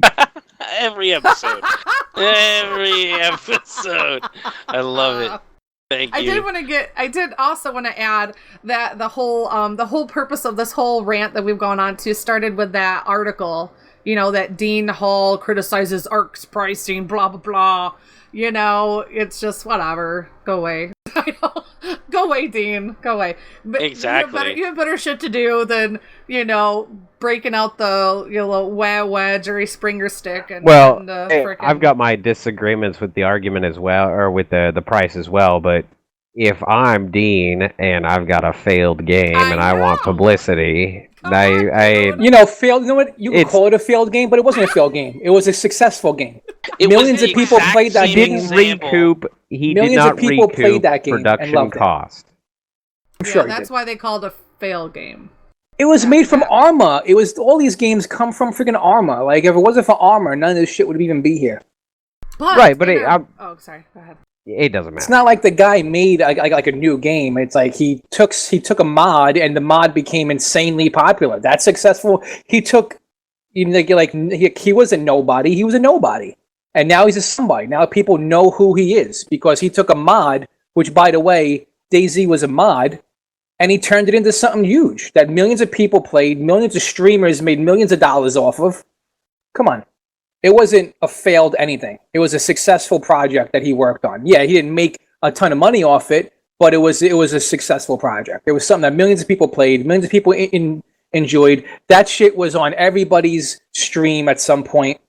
Okay, all the top guys played that game and streamed it. Please, right? I think that what PUBG game. It's guess gonna what? be here Guess today, what? gone tomorrow. I'm gonna say now, this game's gonna be in the same fucking category that DayZ is. It's Ark's turn to shine a little bit, and then when another survival game comes out that's just as good, everybody's gonna go there. So I disagree with it's that. just the way those games are. Say though was the guy's game isn't around right now. I don't feel like it had that big of a. It didn't have an Ark. Ark's been top played game. Push behind top it. 6. It never made its way. DayZ was on the top of the list. I know, but I feel like it's more of a I guess somebody like me wouldn't have played that game. I think it's not even in the same category as Ark. Honestly, it's more like wasn't that more like a first person shooter kind of survival? It was a zombie survival kind of. It was a zombie survival game, similar to PUBG, where like you didn't build anything. No, you used existing structures. Yeah, I don't really feel like it was just kill each other to get stuff. It was also way older. It was also years ago. It's also an older game. So the technology was also older. There wasn't, there was advancements in freaking everything. I'm starting to get the feeling that your name is Dean Hall. If my name was Dean Hall, I would be making more fucking games. I wouldn't be calling out Ark on their bullshit. Thank you. Yes, you just sealed the deal. You just. But I'm just saying, it wasn't like for Game Informer to call his project unsuccessful is such a stupid thing to say. In Game Informer, you're supposed to be this reputable magazine. Your editors should be able to, talk. Well, talk out that your was ass. a reply on the Survive the Ark forum. So that's what I told you. Like it was a little Inception. Yeah. Like it was a forum post about an article about a Twitter. I'm saying this is the same as them at the Game Developers Con, where they were talking about how their scorecard and everything else. This is the guy calling attention to his own project by throwing a great big project under the bus. It has nothing to do with anything else. He's just trying to get some downloads and stir up some stuff. That's all it is. Right. Agreed. And he's Hey, only it doing made that me because Google he feels him. stagnant. He feels. I didn't know who he was. No, well, first of all, that dude who made he's a gamer. He's not even a he's not even he's a gamer that made a good mod. Like he's allowed to talk his opinions. People listen to him technically, he's because chief he made executive it. Of RocketWorks video. Right game over it is, studio. yeah. And that's something he just built by himself. I'm just saying, like, yeah, he said it because that was his opinion on it. I don't think you should shoot it down because his game didn't do well. He's still a gamer. He still loves games. You know what I mean? Read his Twitter. This dude, he's full of himself. Okay, so I'm gonna just say that right here. He goes, poke the bear. Yeah, I poked the bear. He did that. He tweeted that out on July 7th. I'm with you, 86. He's totally fucking doing this for attention. Yeah, exactly. It made me Google him. Inadequate, and he has to go to social media to brag about how he poked the bear. The dude's a douche. He's just like, look at me, I'm amazing. And then like his pinned tweet is, "Be right back, climbing Mount Everest." And that was like 4 years ago, and the fucker hasn't even changed his See, that's such a cool thing to say. Get it? Climbing. Wow, that's just such a cool thing to say. Douchey to me. Sorry, I give the guy my douche stamp. Boom. Moving on. Douche or no douche, it was still a successful project. Dean is the douche canoe swimming down the Summer's Eve river of douchiness. That's disgusting. Yeah, right up your alley, man. I picture like an occasional tampon floating by in that river. We have really neglected our chat. I just wanted to say way back, Mr. I Am Chuck Bass said single player is still great. It just gets ruined with console commands and setting your own server settings. And OG Bobby was commenting on the duping. Just said, you know, if you're not duping, you don't want to win or something like that. I Am Chuck Bass said I played hundreds of hours on 1 times the boosted on my server for 20 hours and started using do tame command. Then played for 1 more hour before only playing official. In the official yep, and then yeah, he said I have to down scroll. I'm doing finger gymnastics again. Got to do that to have my push to talk. Sunbeaver said I only play official and I love it, but maybe I love the pain. Trying to scroll down. Why isn't it working? Push it. Push it real good. Push your scroll button. Catch up. And then Hatchet Man says, "Oh my God, our official Ragnarok is bad right now." It is. Are you on 14, Hatchet? Because yeah, totally stupid. You know what? I'm having a good old time on our modded Ragnarok server. Absolutely, it's a beautiful server, isn't it? You know, I'm on there. I mean, I have my reservations about the map itself. It's beautiful. It looks great. It's a pain in the ass to move around on that freaking on that map because it's just full of a lot of hills, canyons and hills and mountains and you know, I think it's cool. It's an environment that's, you know, it's a zone. Is it easy to get from point A to point B? No, it's a pain in the ass, but it is a nice looking map. I will tell you. And Tatsu said, you know, I would play Ragnarok if the devs would release the fucking thing on Xbox. So. Yeah, fix it before you release it, though. I don't want to go through the faux world. It's bullshit. Yeah. I'm telling you, it is rough. It saddens me. You know, I had this conversation with one of the guys in our tribe, and I said we discussed and came up with the conclusion that they're damned if they do and they're damned if they don't. Because if they don't tell everybody a release date, the modders get all pissed off because the dev kits aren't ready to go and whatever. Now, and let me ask you guys a question. Yep. I have a personal question. I'm afraid. Let me ask everybody here, including the console people, like, you know a wipe is coming. Okay, they already mentioned it. You know it's coming. Full wipe. It's going to be a full wipe because to back with Continental.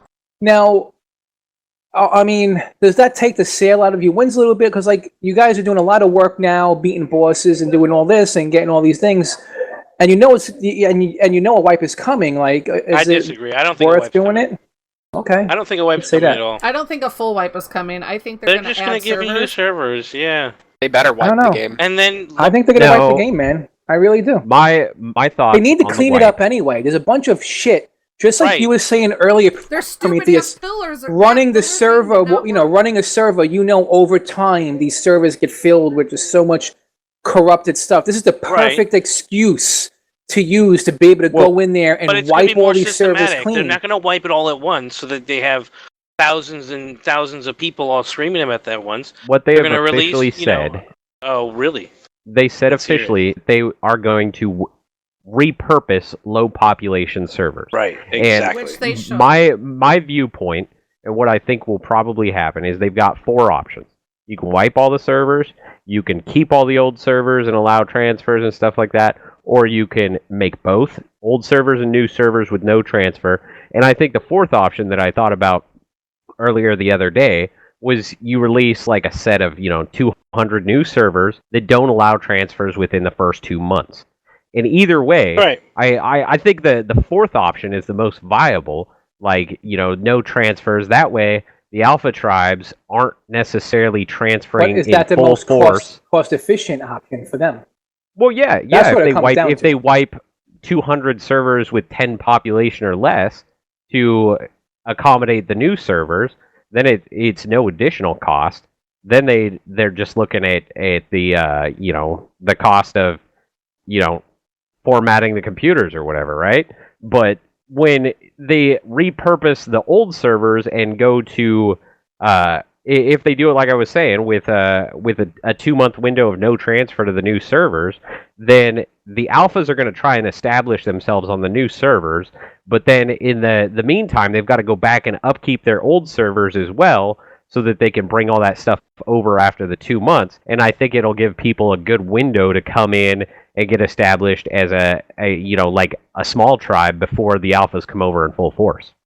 I can see where that'd be a great idea if they weren't gonna wipe. I think they should too. I agree with the whole they need to wipe because everything is just really bogged down. But that's me not putting in all that time and hours and work, and I think they would lose a lot of people just for the mere mourning process of, oh my god, everything I've ever felt, because people attach themselves to tangible things and in the gaming world non-tangible things, and we're gonna have a lot of mental cases walking around if they did that, because dear god, if you've gone to any of the Facebook, 86, could you imagine all those people that post every day their precious pictures of their dinos and their colors and their all this? And if somebody just said that's all gone, the internet would implode.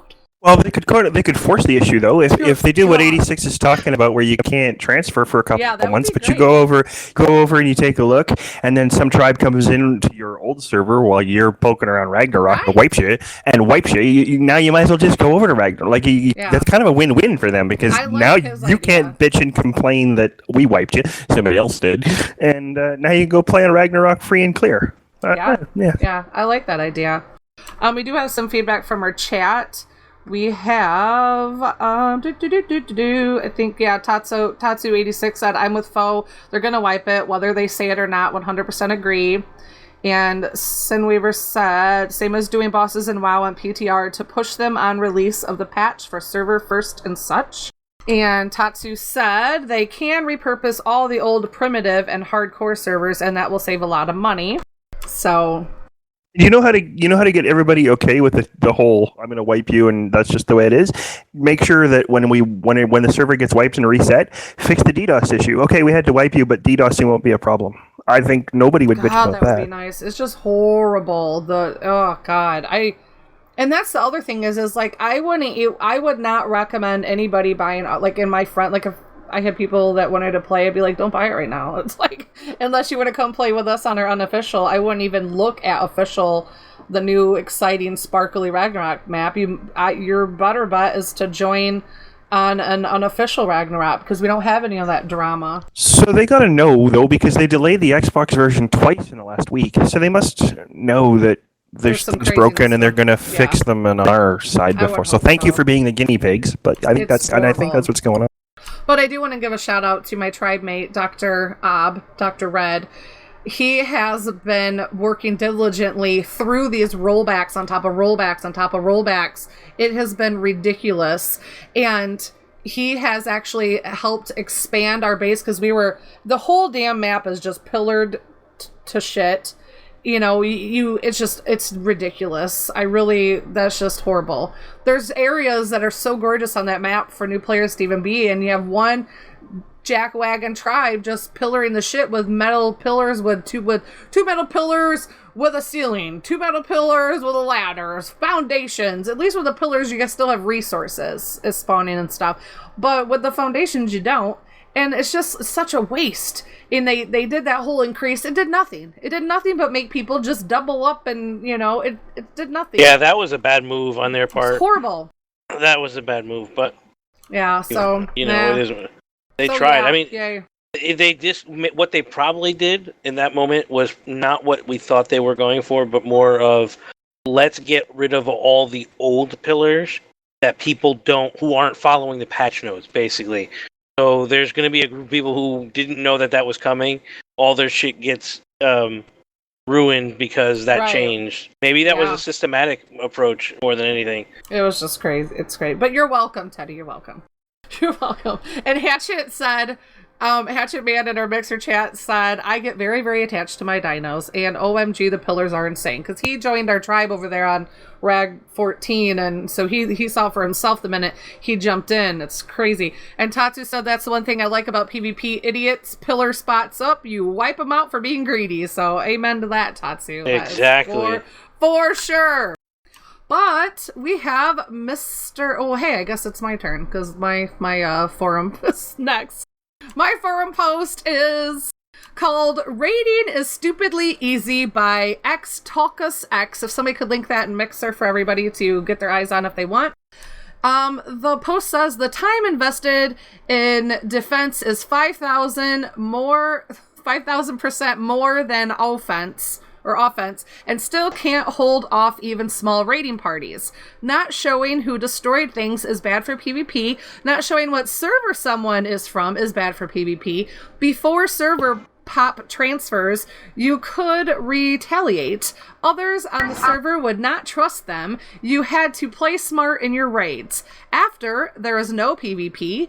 It is go scout a server, wait till late at night, and offline raid. Takes very little to raid a base with 40 plus auto turrets. Only the alphas with hundreds of turrets have a chance to hold out.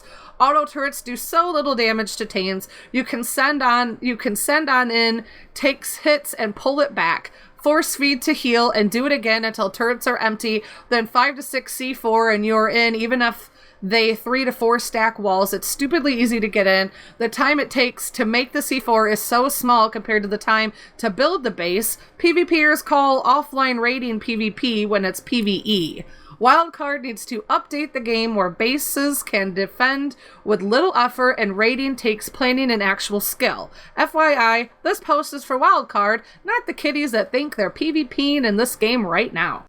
So, let's talk to the one PvPer we have right now. We have our old school full render, and I haven't done the full on, I've done the more primitive PvP, but I've never done anything like you, 86 or Mr. Full Render, so. Well, I think everybody agrees with me. Everyone PvPs. It is very lopsided in the way of the attack. It's way easier to get into a base than it is to build it up. Oh, yeah. Bottom line. It's super easy. I think in this game, rockets should be a little bit more limited. C4 should be more limited. I think bases should be harder to get into. It's almost kind of a joke at times. Like, really, it's really sad. It's like it's very easy to crack into someone's base. Just like the guy said, unless you're like the alpha with hundreds of turrets, and even I've proved it many a times, even those bases have ways to get in. It's just that since they're the alpha, they just come and wipe you the next day. But even their bases that have turrets to the teeth, you could get into them too. And you shouldn't, and it's not that hard. Like, I've gotten into alpha bases with not much, compared to what they have put into their defenses. What I got to put into my offense is way less. So it sounds like you definitely do agree with XTalkus, and so does... Yes, I do. I agree 100%. Tatsu86 in chat does too, said, yep, for sure, offense is unbalanced for raiding. And I agree as well, just from hearing and reading how it is. It's true. The amount of work it takes to build the base it can be just gone in seconds and minutes, depending on who and what's, raiding you. It definitely doesn't have... You don't stand that much of a chance. If somebody wants in, they're coming in no matter what. If they want in bad enough. But 86, are you here? I know you had to go AFK. I don't know if he's back. No, I'm back. All right, cool. What are your as thoughts? far as it's really more about I don't know. Like I think yes and no. Like in the current state of the game, it's so broken with duping that, like, as far as the alphas go and stuff like that, there's I think it was in my article they were talking about later on. There's it doesn't take anything to put up 100 or 200 tech gates. It doesn't take any. Like if you're the alpha and you're duping it doesn't matter anyways. But without duping, without all that stuff, the basic mechanics of the game. Right. If, it's way easier to, like, attack a base than it is to build one. Correct.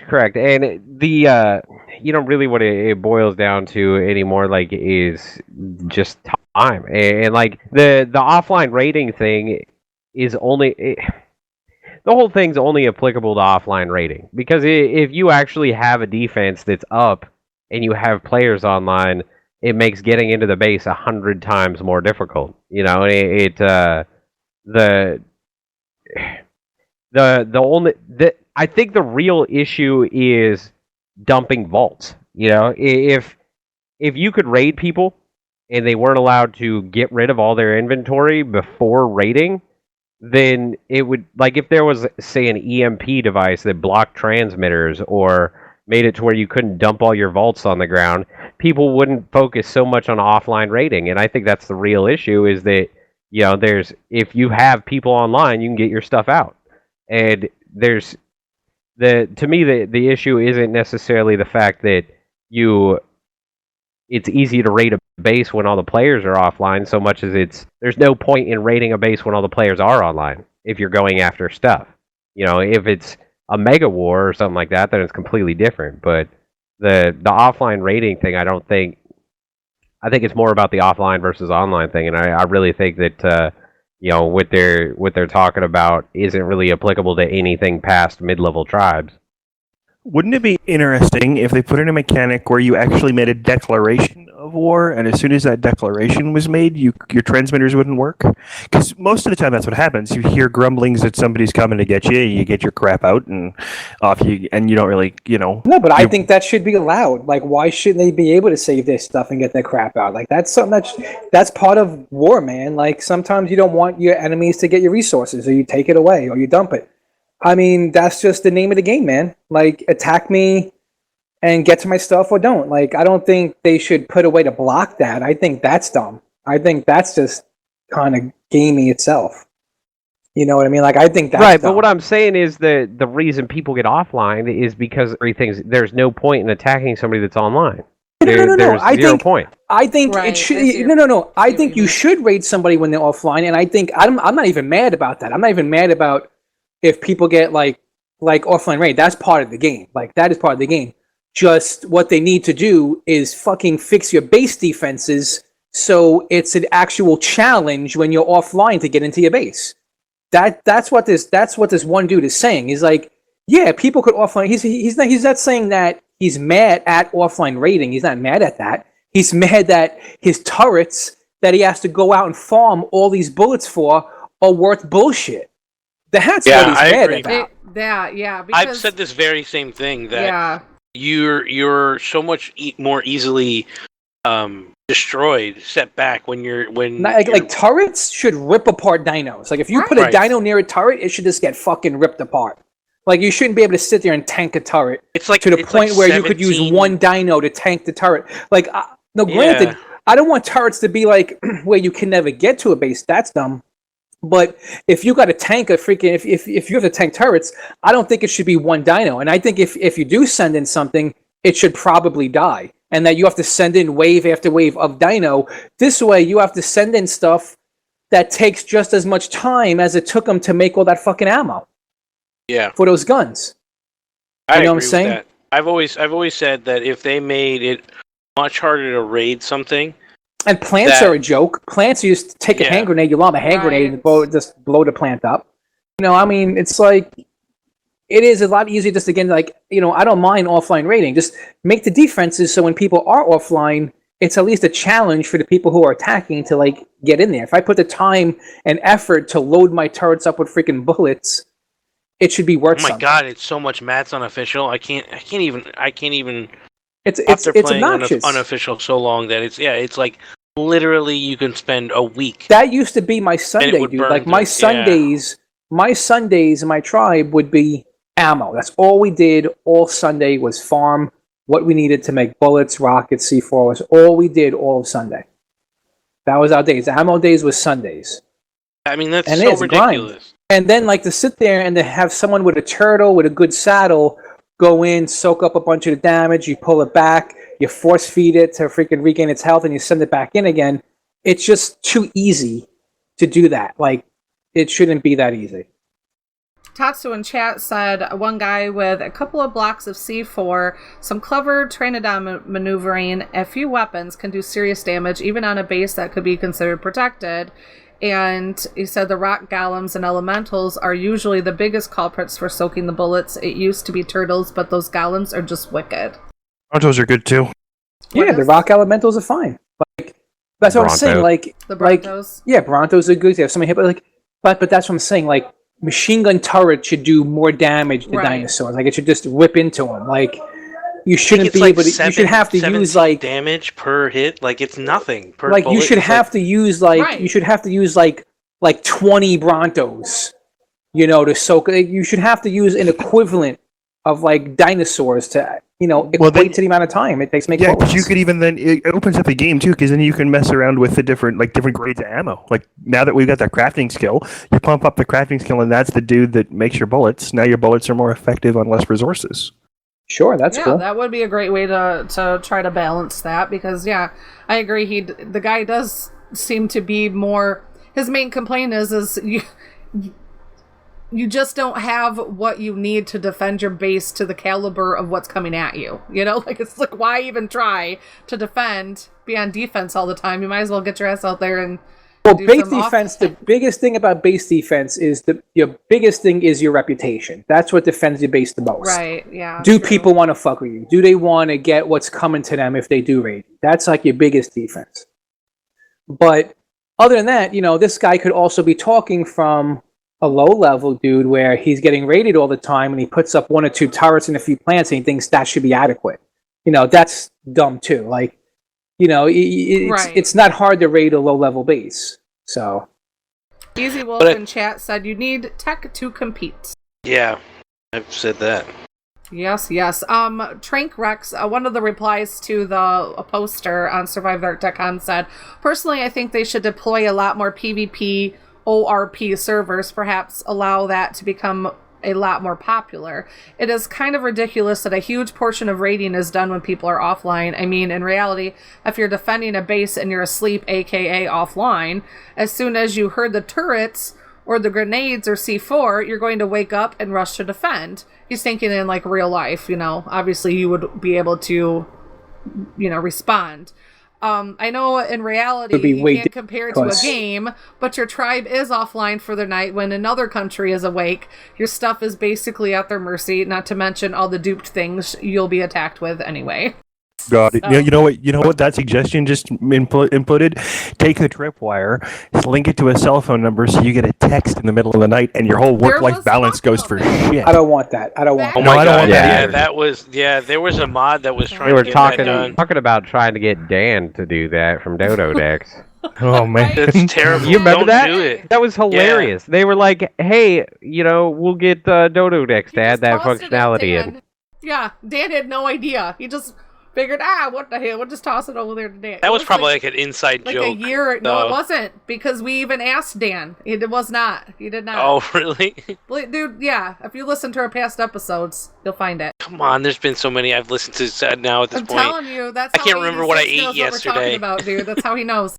But I did want to, while we're talking about past episodes, a lot of people ask us why you cannot find our past episodes on iTunes. I don't know, because iTunes does what it wants when it wants, but you can find all of our episodes at ratedark.podbean.com. We have them all there. That's where they go. So if you wanted to listen to all 57.559955 rated arcs and then the 9 rated extras we have, that's where you're going to find it. So just to let you know that, because we do have a lot of people asking that, so...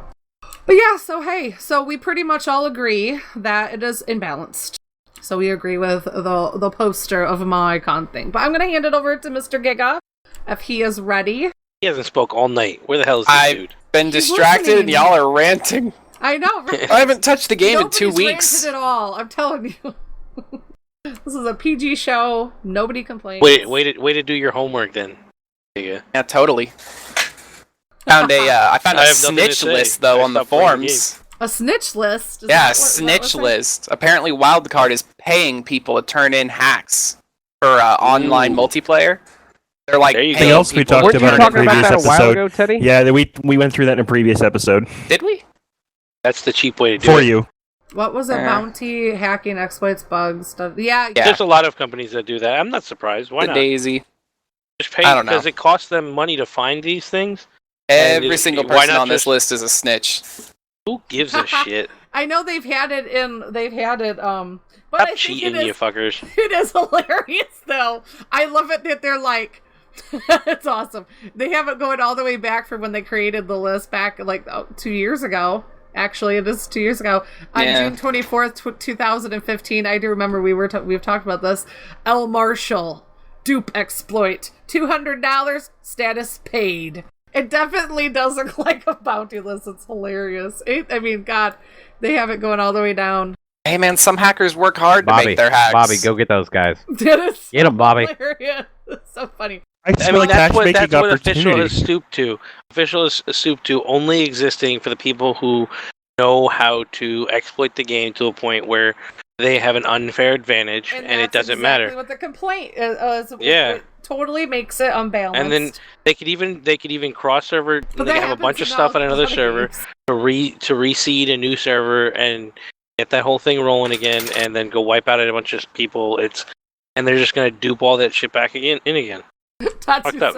I think they look at it like, why use our developers to do it? We can pay people pittance for hundreds of eyes. Exactly. Pay people to snitch. Thousands and thousands and thousands of eyes. So hilarious. I just liked looking at the list. The list is what I thought was so funny. But... I love how some of them are undisclosed because they knew that they didn't want their name on a list. Yeah, it says undisclosed. Redacted. Like, I mean, come on, man. If you're gonna snitch, at least be proud you're making the game better. Right. Oh, so funny. All right, Teddy Bear. How the hell did they track down that list? That's the real thing. A story for us.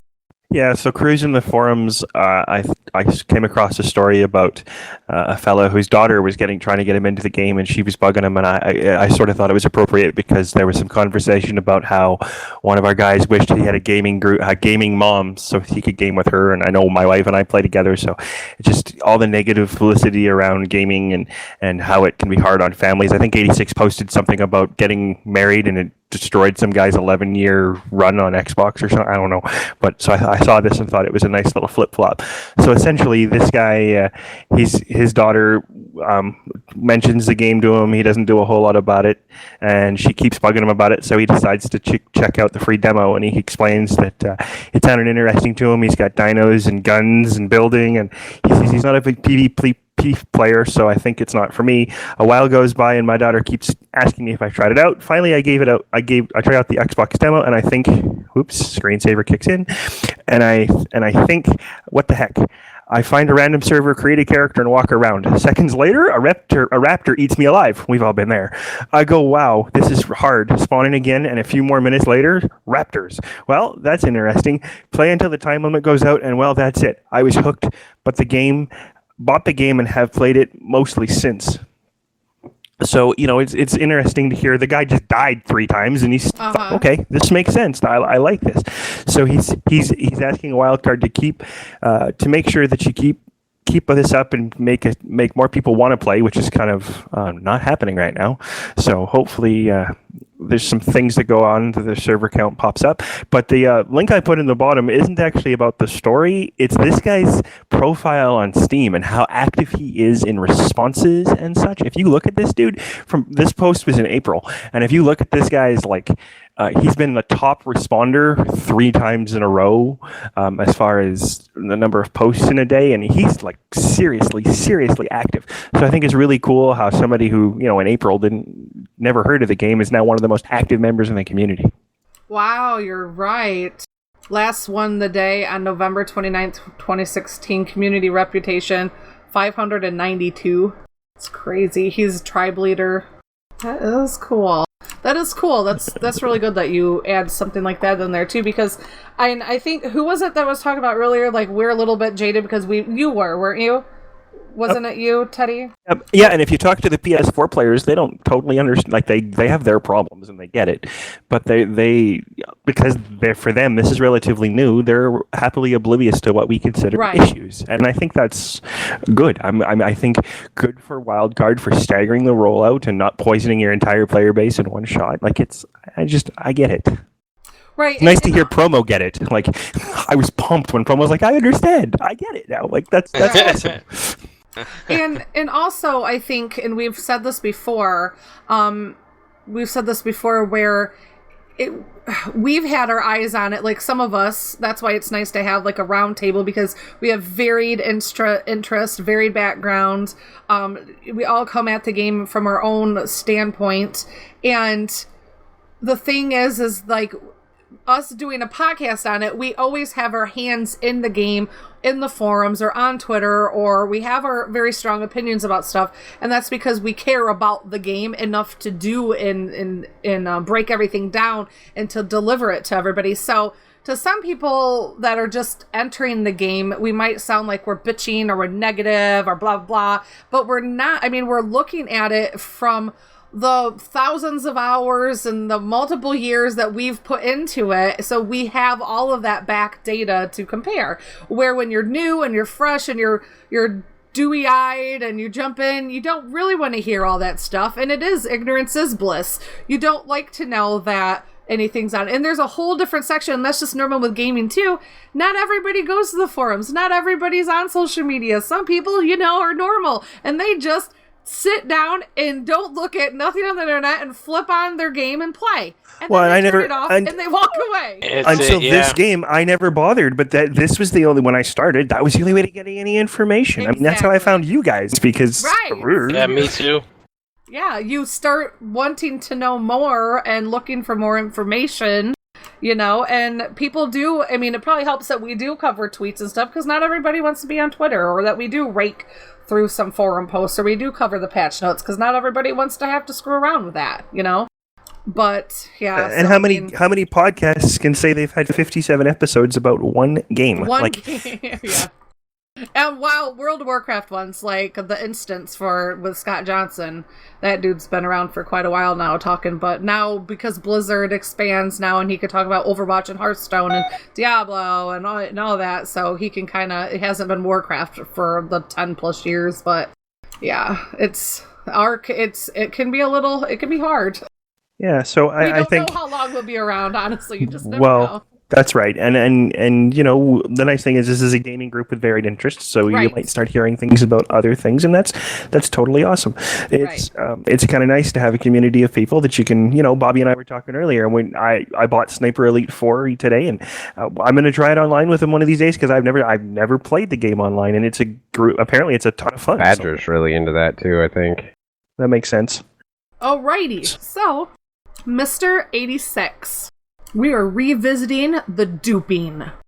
Alright, so the topic on Reddit was how many Mega Tribe duping wars have to happen before you folks will address the situation. For every faction or French touch, there are hundreds of thousands of people just trying to have a good time with this game. We get caught up and wiped by people who don't care about leaving a turtle holding 1500 C4 unattended. Do you know how effing long it takes to grind that much C4 if you're not an alpha. If you guys want to wipe at release and you're afraid folks will be pissed, I get it.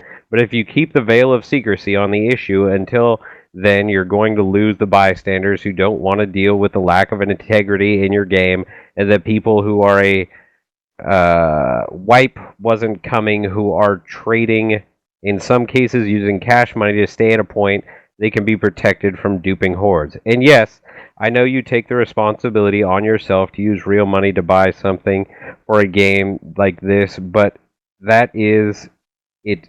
As it may, those folks are gonna be royally pissed if you announce an all server wipe at the end of July, right before release.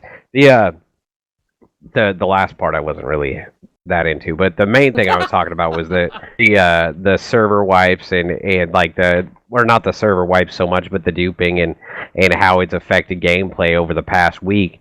Like I was saying earlier, the issue has been these mega tribes that are just duping every day, and the in-game bugs that they've let slide through that allow wiping or resetting servers without even third-party software or anything like that.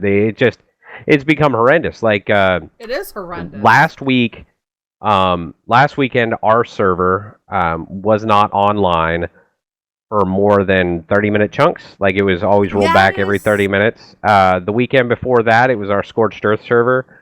And our current server was in the middle of a mega war, so you were sitting there trying to get online the entire time, fighting against 100 people online on our server at one time. It's just the current state of the game with duping and glitching.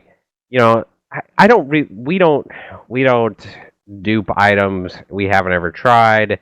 I've found several methods on how it's done through Reddit and reading random posts, but it's just not something that we're really that interested in. Besides, my big thing and my main reason why I would never do that is because it affects hundreds of other players. And I don't understand how the alpha tribes and everything else feel that it's justified to reset a server and hold up, 20 or 30 players or even 100 players from enjoying their weekend by resetting servers on a 30-minute basis. Like, in reality, like, if your character is stuck on one of those servers, you can't get off.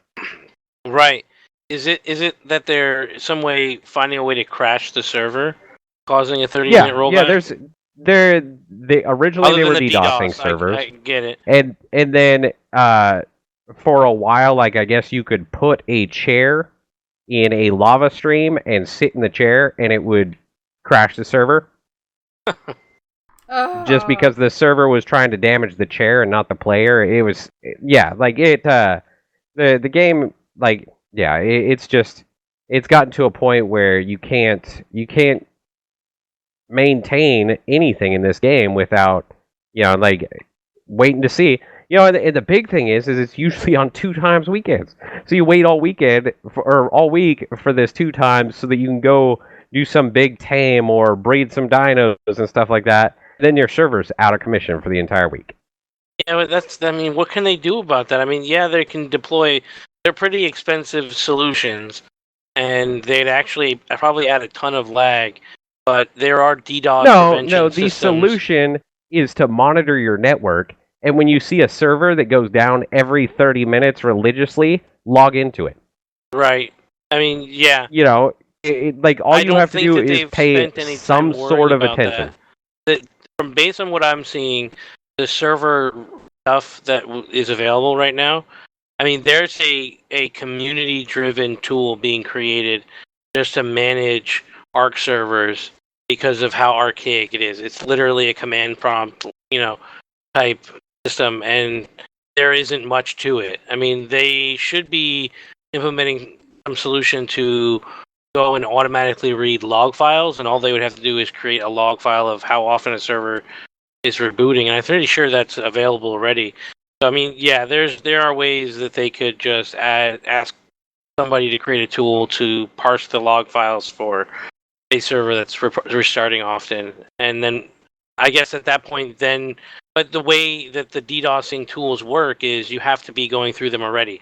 So a lot of DDoSing tools effectively are nothing more than you sending your traffic through their servers. So they have to go from your location to their location, and then it bounces off of their network into the dirty internet. And then at that point, they know and can monitor DDoS attempts and then block them. So that is the most effective way to do it, but that would add a ton of lag to a real-time game like this. So then the next solution is to implement probably what arguably even more expensive solution is to have it in-house. And then it's just in order of what's important and what's broken. I don't think that's high on the list. I think they have to worry about the game they've created as a solution that people will probably be hosting their own servers if the long-term life of this server is going to live, of this game is going to live. I mean, there are people who still play things like Skyrim, and they've been modding it and playing it on different platforms now for a while. I think Ark is going to live long like that, where people are going to have mods and they're going to want their own flavors of the game and modify their own settings and rates and everything, and it'll be more common to have a private server than it would be than to have official servers. I think that as soon as the pressure backfills away from console players having to play on official servers mostly, then it really won't matter. Official servers will die, and they won't be that well used, and people will want to do mods. And based on once I joined the gaming group, I had no desire to really ever play on official again.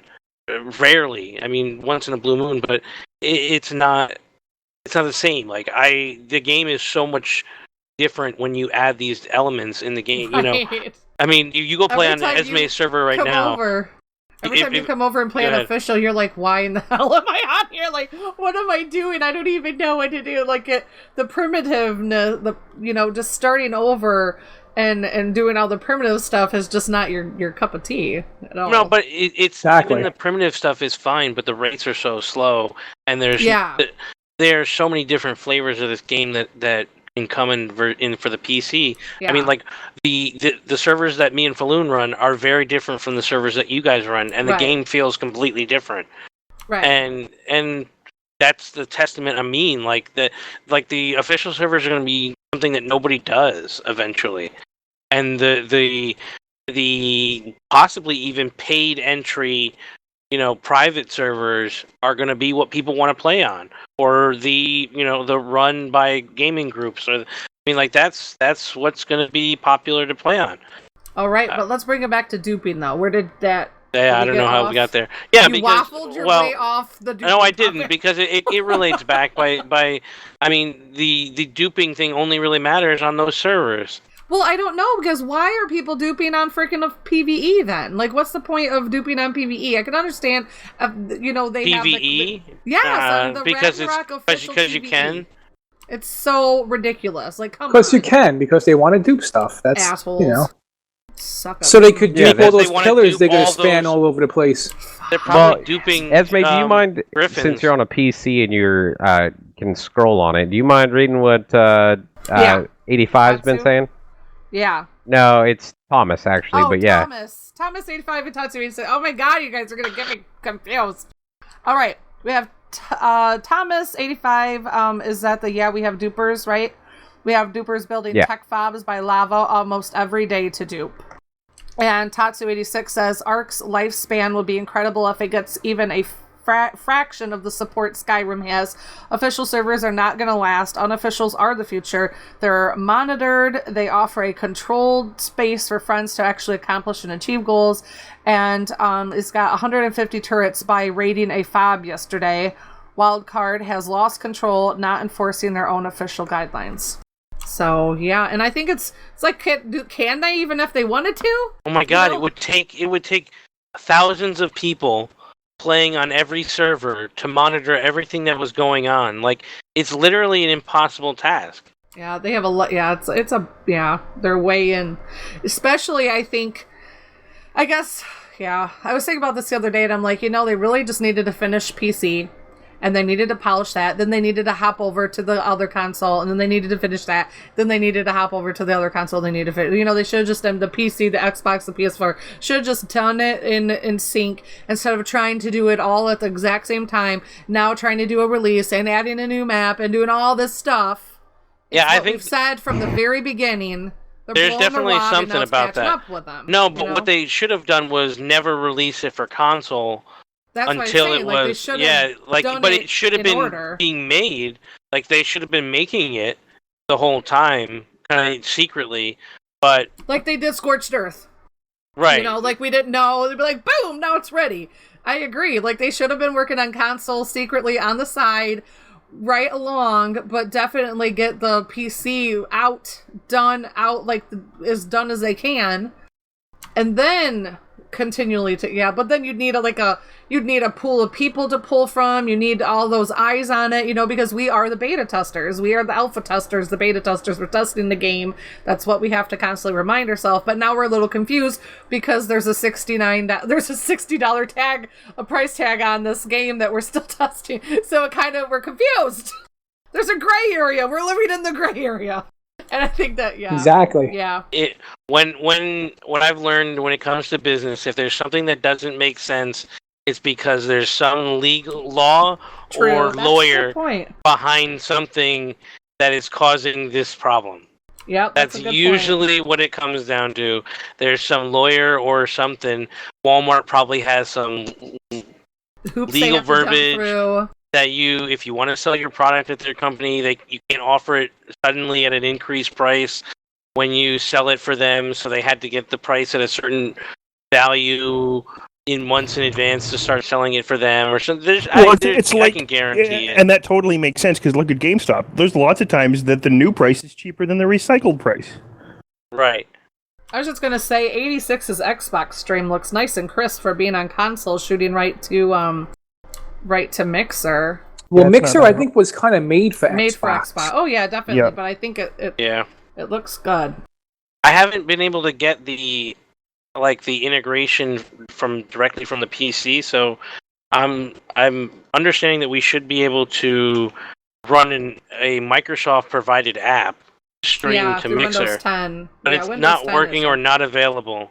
Oh, okay. Because when I go to set it up, it's grayed out. Like it's not an option. And from what I read, that it was one random post by Microsoft that I basically was just saying it's not ready.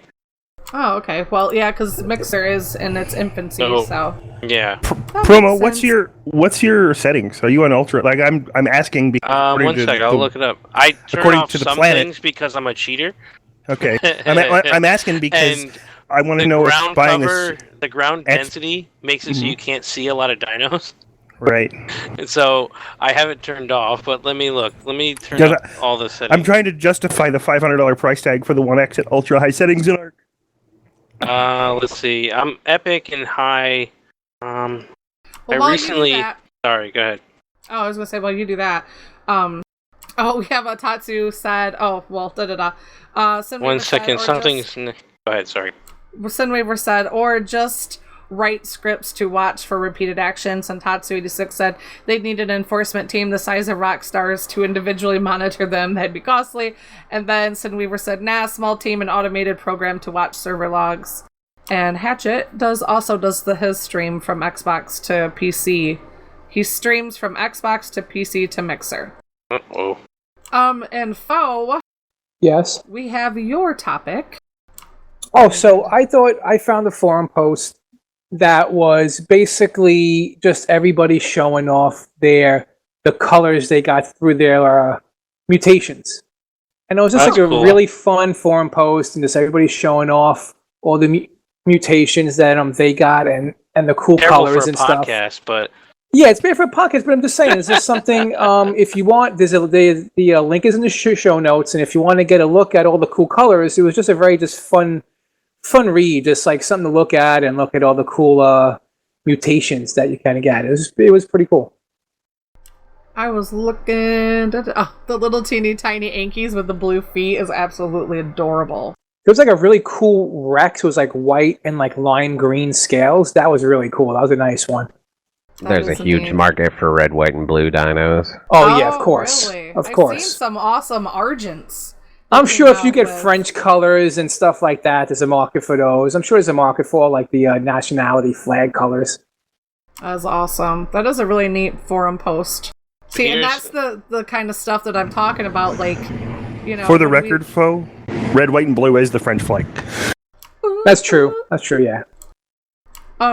Yep, that's a great post. That's the other kind of stuff that I talk about whenever And the British we flag. start talking about whenever we start talking about server wipes. You know, it's just gonna tie in a bunch of different demographics of the game, a bunch of different play styles and players, and it's gonna affect everybody differently. And these are the people also. Sinweaver, are you on Xbox? So yeah, Sunweaver says, I have a red and white and blue Anki. That's awesome. Delicious. All right, so that means we're going to move into last call. Did anybody have anything they wanted to add before we move into last call? It's closing time. Pack up all those dinos and head out into the real world. It's closing time. You don't have to go home, but you can stay here. I don't want to have too long right now. I don't want you to have too long right now. But it's closing time. And Rated Ark is ready to pull the plug. So I'll add now. So I Alright, turned up. This is Ark on 100% full graphic settings. I think I left one thing off because I'd have to restart the game, but pretty much. Yeah, let's see if it works. Anyway, I can't get down to the ground otherwise. But I usually turn off the ground mesh stuff because I can't see the fucking dino, and it's gonna kill you. That's pretty impressive. If it's let me- $500, impressive, but it's impressive. Right. 1 second. Let me get down to the ground. Go attack a rock, Homo, with a pick so we can watch that. You want? All right. Well, while you guys watch the stream, I'm going to give my last call. I just want to say, come and join us in the games that we play in our little nice and neat, tidy little friendly community of Cross Realm Rebellion. You can join us in game at crossrealmrebellion.com. We use our TeamSpeak for our chat and for our podcast recording. We welcome any of our CRR members that have a decent mic and can get to TeamSpeak to join us in our podcast, because we are our gaming group hosted podcast. You don't even have Also, to get to TeamSpeak on time. You can be late. Yeah. Ask me, I be know. late. You can download TeamSpeak on your mobile phones if you play in console. Are you encouraging people to be late? No, maybe Teddy was. Maybe Teddy. That's what I'm saying.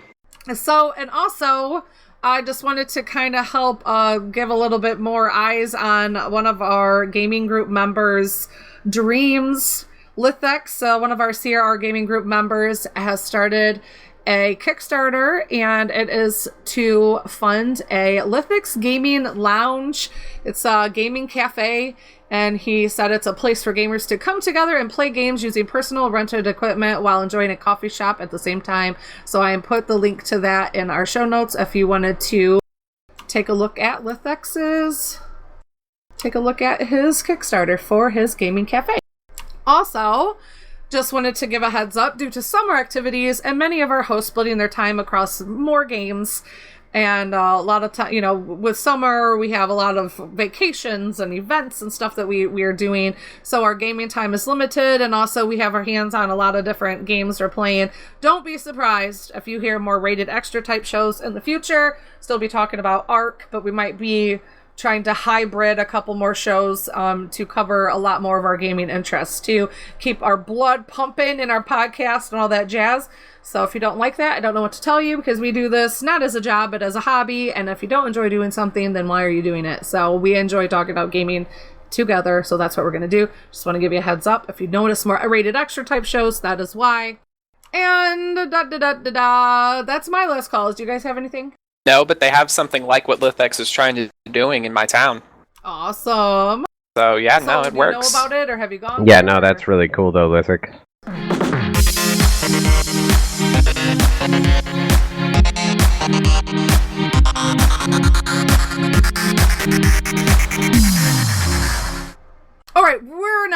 Would You Rather this week. I thought we'd try something new where we picked some crazy game that we found and shared it with the group. I found 3 on Steam and I just had to add them because I could not add them. All right. The first game. This is so freaking nuts. If somebody wants to link this, it'll become so crazy.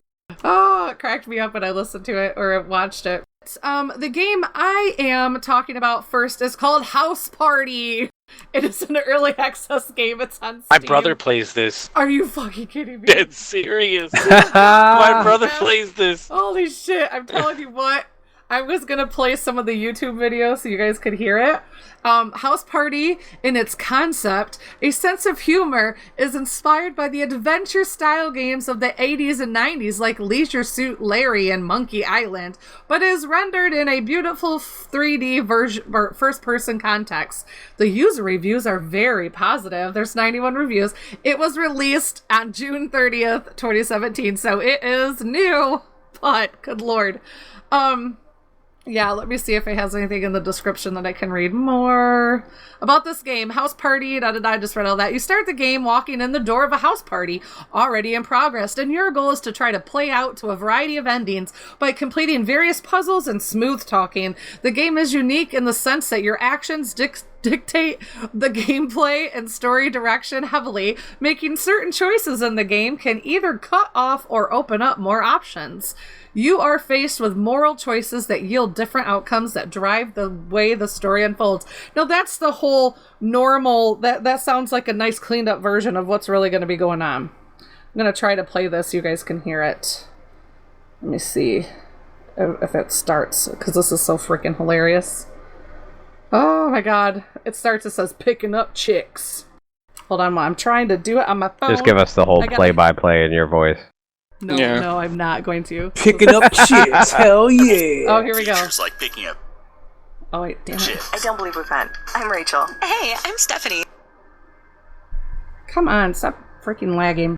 Like, what's up? I'm Madison. Ah, why is it doing that? I can do this. 1 second. Nice I can do it. Getting insult. Why? It's like... Oh, no, it would only go through the stream. Never mind. Get your Oh, God, no. penis out of my face, you freak. I wish I had somebody else. Oh, my God. I'm going to have to find it on freaking YouTube now. Do it in post, and we'll all just... we'll insert this stupid. laugh now, like, ah! That's like a couple snot-nosed women. Dude, I'm so mad. Somebody else share their game real quick while I find this on YouTube and play the actual stream. Because trying to play it off from the Steam is not working. It's all choppy, so... Somebody share their game and then we'll jump back to mine. Well, who's next up on the list? Looking right now, 1 second. You guys make me do everything. Gigabytes. Assholes. Oh, did we already go through all yours? Giga, no, Giga wasn't even listening. I was reading Steam reviews. Oh, you were you? Yeah. So read your game while I look this video up on YouTube because you guys are gonna crack up listening to it. So do yours and then we'll do mine. Alright, the weirdest game I've ever seen on Steam is called Shower with Your Dad Simulator 2015. So weird. Yeah, it's as weird as you get it. What do you think it's about? Oh my god, Lexi would play this. Lexi was playing this at one point. Now I know. Shower with your dad? Yes. Oh my god. It is the one. Realize when you play these games that it'll show up when you're playing on Steam, and that was one of the games. Yeah, it's the one game on Steam that I have hidden because I don't want anybody to know that my little brother bought it and gifted it to me against my will. He gave it to you. That is so hilarious. I don't need people getting the wrong idea. That's funny. That is you funny. can delete it from your library. About to say, I have it in the hidden list. He wants to play it. See? You want... really? Oh shit! Really? You know you played it to see what it's about. I would have. We know you would have. We know. All right, I found it. Let me see. Welcome to House Party, a raunchy comedy adventure by 8 Games. House Party has several features like picking up chicks. I don't believe we've met. I'm Rachel. Hey, I'm Stephanie. Like, what's up? I'm Madison. This is Like, my what's party. up? Nice to meet you. Getting insulted. Oh, get your penis out of my face, you freak. I wish I had somebody else's foot to stick up your ass because I'm afraid of what I'd find up there. Making friends. Hey, Thanks for looking out for me. You really came through. You did the right thing today. You've gained my everlasting trust. We're like bros for life now. Let me know if you need anything. Getting laid. I'd say you're 75% toward getting into my pants tonight. She told me to flash the cutest guy here, and, well, that's you. And much, much more. What do you want me to do? Whoa, bro! I can see your thing. Yo, bro. What the fuck? Don't just take my word. I can see your thing. You mean that nice mentally challenged young boy walking around? He gave I'm gonna fuck his shit up. I'll get the popcorn. You got a smile on your face and you're boogieing down like there's no tomorrow. Jesus Christ, now you're angry. The fuck, Frank? Her only option is to strip down and wash her clothes. This is messed up. Wait, why is she on her knees? Guys, why is she on her knees? What's happening? Is that a stream? Remove boxers. Yeah, they're actually having the people play it. You guys have to check that out. I was waiting for more of the video though. Stop talking, guys. Alright, so I'm just gonna stop it. But you get the picture. It is hilarious. You guys have to go to the link. Can somebody link that then? The house party link? Okay, this is not the game I thought it was. What, the one I was telling you about? Yeah, the house party one. My brother plays a game where my you're at a God. party and you have to systematically kill every person who's in the party without getting caught. Oh yeah, this is definitely not that game. There's actual, like, freaking, there's intercourse in this game. There's blowjobs. There's all kinds of craziness. Watch the trailer. Yeah. But it's like a turn-based, like, it's like a pick-your-own-adventure porn game. I guess that's how if a pick-your-own-adventure got it on with the porn, it would come up with this game called House Party. So I was like, what? It just came out like June 30th.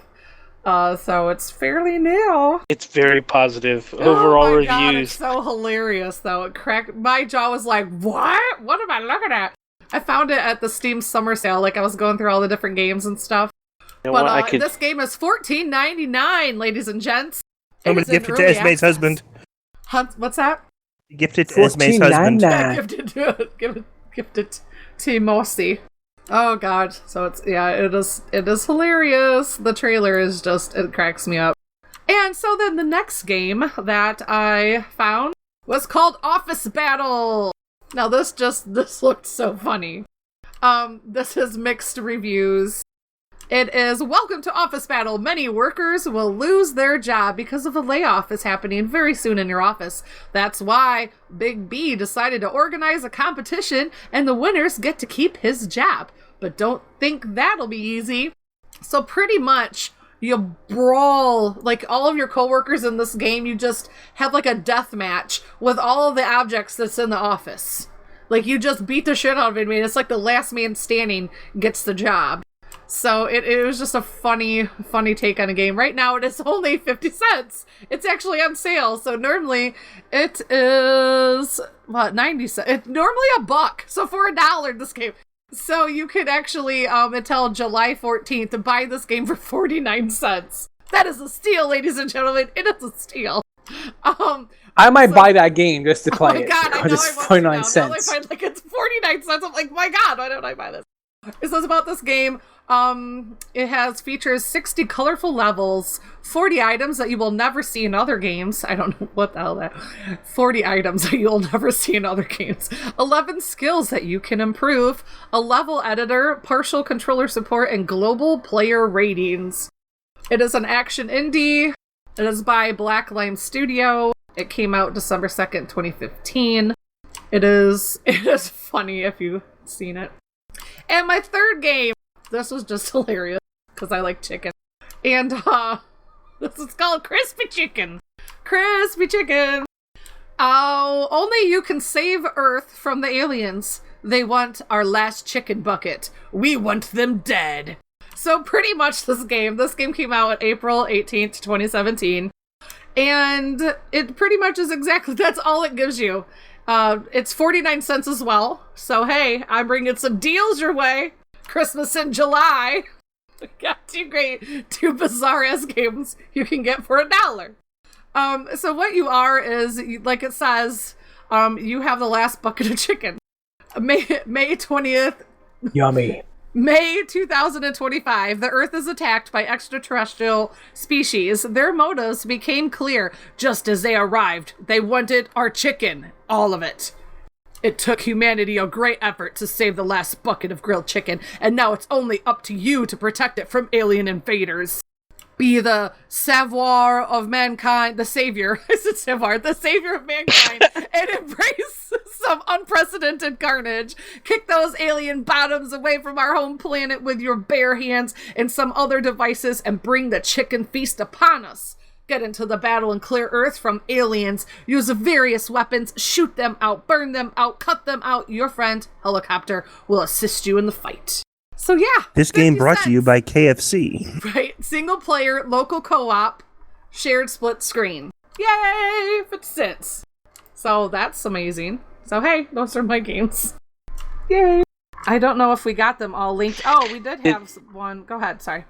Did Giga get both of his games in, or are we going to go back to Giga? No, he just did one. We'll hand it back to Giga. And I'm going to link my games. He was like taking a shower with his pops or something. Yeah. Wait, let's go back to that one, because I'm showing the Steam page and the mixer, and I want to take a look at this. This is ridiculous. It's not fun.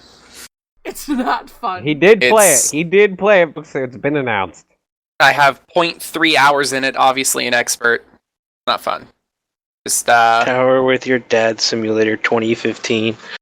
It's the one game that I've never wanted. I just linked all of my links in the chat. That's House Party, Office Battle, and Crispy Chicken. Oh my god, I'm gonna buy those too. Crispy Chicken. What the hell? Chicken. You have to go to the right color. No, I want wow, this game is like ultra racist. So it looks like you randomly spawn in the game. Kind of over and over again, and your in the character. Shower my dad one? Yeah, look at the stream right now. If you're watching it says "Get ready to scrub." You see that? And like you're at 1 second you're the little black kid, and you have to run to your black dad. Another second you have your little white kid. You have to go to run to your white dad, and oh dear it's God, the really weird. What is that? Why does the dad look like a mom? Have you seen the new... What? This is a weirdo game. Look at that. That is a weirdo game. And their name was Lefty? What? Yeah, it is a weirdo game. Dear God. Go chasing water. It's $1. This is like a gag gift game. Man, don't get I'd rather play House Party for 50 cents. No, House Party was not 50 cents. House Party was $15. $14, yeah. Yeah, I'm not paying $14 for that. Crispy Chicken was 50 cents. Oh.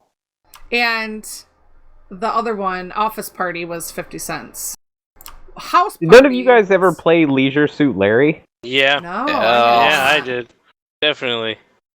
Oh yeah, back in like the first one came out like pre Windows 95, I think, and it was the whole point of the game, Esme, was just to get laid.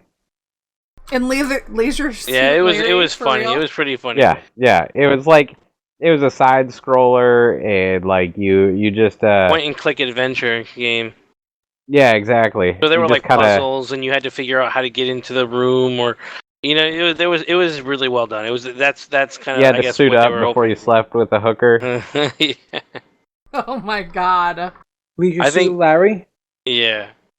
Let me see if I could bring up one of them. Well, while you guys are looking up that, Giga had one to talk about. Oh, sorry. Well, Sinweaver in chat shared Genital Jousting on Steam. I was actually reading, just about to say that. That just sounds painful. God, it's unique. What the shit? It looks like there are a bunch of penis bumper cars.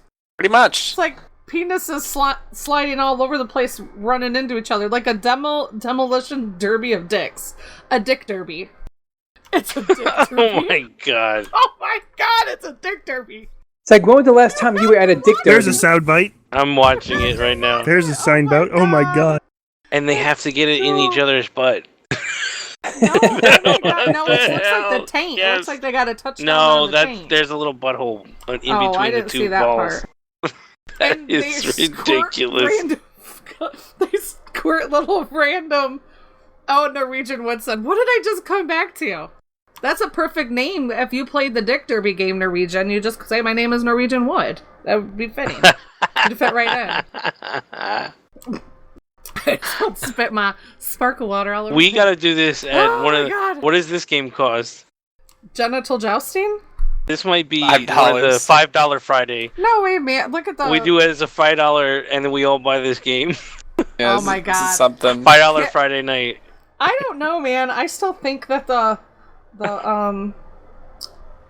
yeah, that would be weird. I don't think you could do the other one single player. I think the fried chicken one is like co-op, like you could group up. Do you really like what is this? Like bumper card penises, right? Yes. You ever played Snake?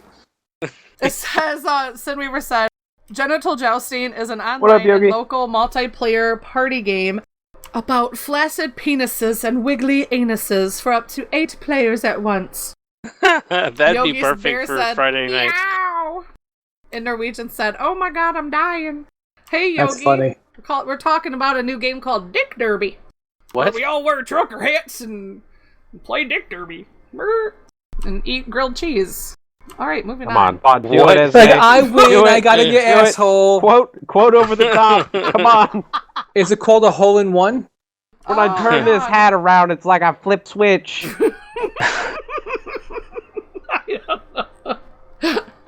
Don't listen to me.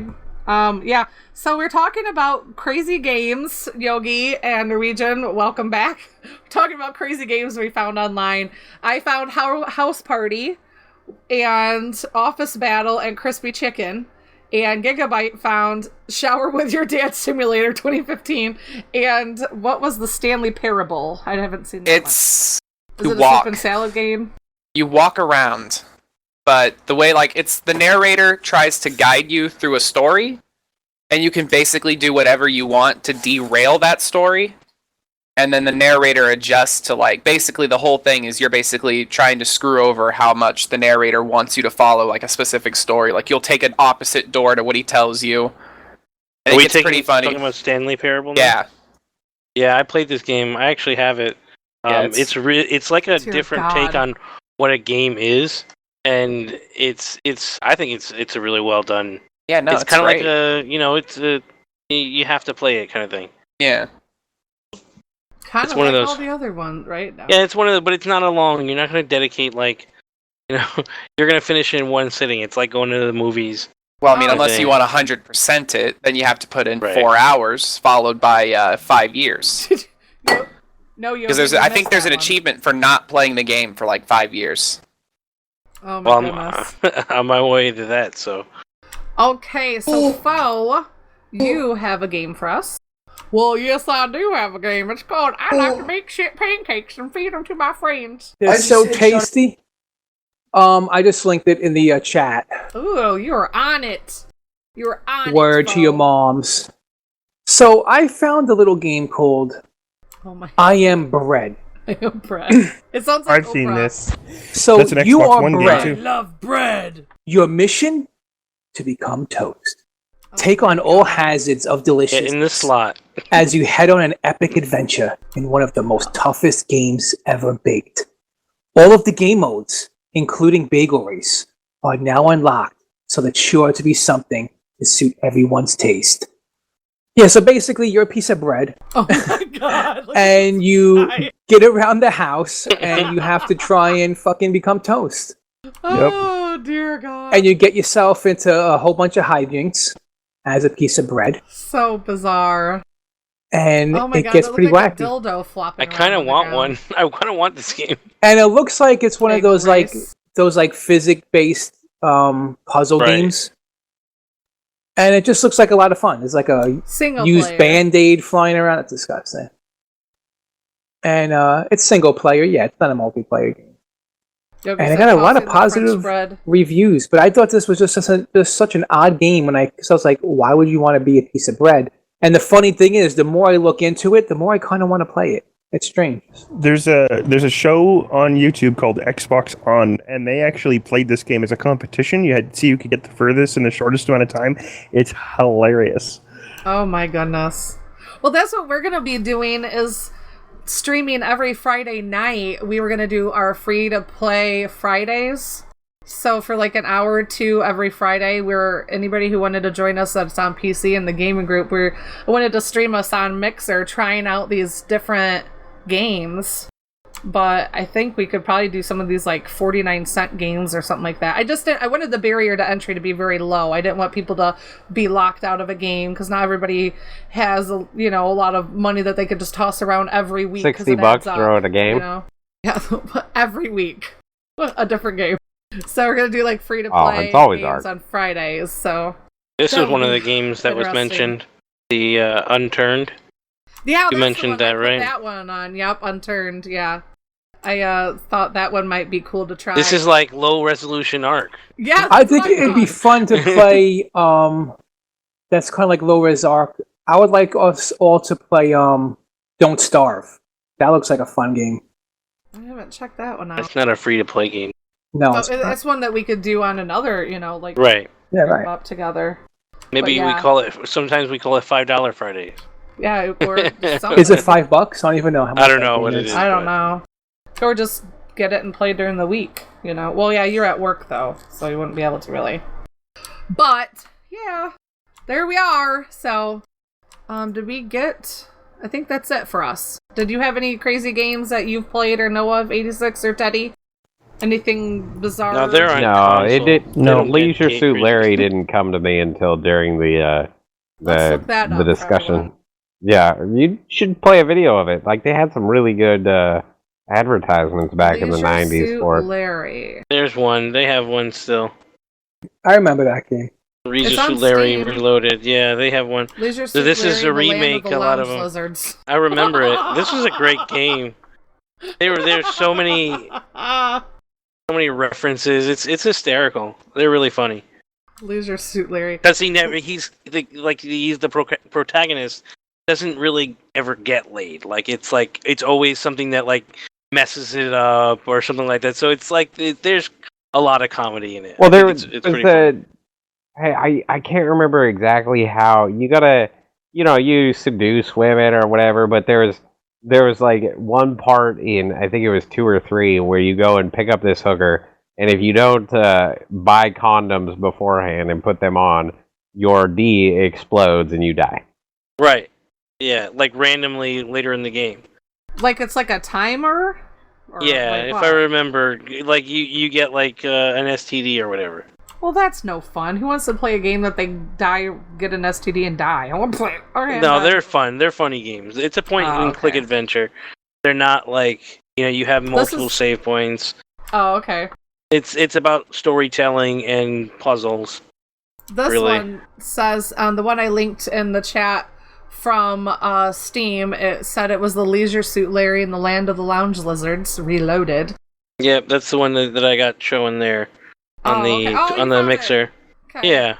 It's Leisure Suit Larry. $20. First released by CRR Online in 1987 and became an international phenomenon. The lovable loser Larry Laffer, a 40-year-old virgin in pursuit of losing his finding true love and risque humor were unlike anything anyone had ever seen or played. Very positive reviews. This one came out June 27, 2013. For PC. This is $19.99, still rocking the $20. Yeah, it's kind of expensive. Yeah, especially when I can run from aliens with my bucket of chicken for 50 cents. Or you can get blowjobs in House Party for $14.99. Or you can play Dick Derby for, how much was it? I just like saying Dick Derby now. I'm going to put that on a mug. But when you're having a bad day at work and everybody's acting like tools, be like, what the hell is this, a Dick Derby? That's what I want to yell. Or you could be a piece of bread.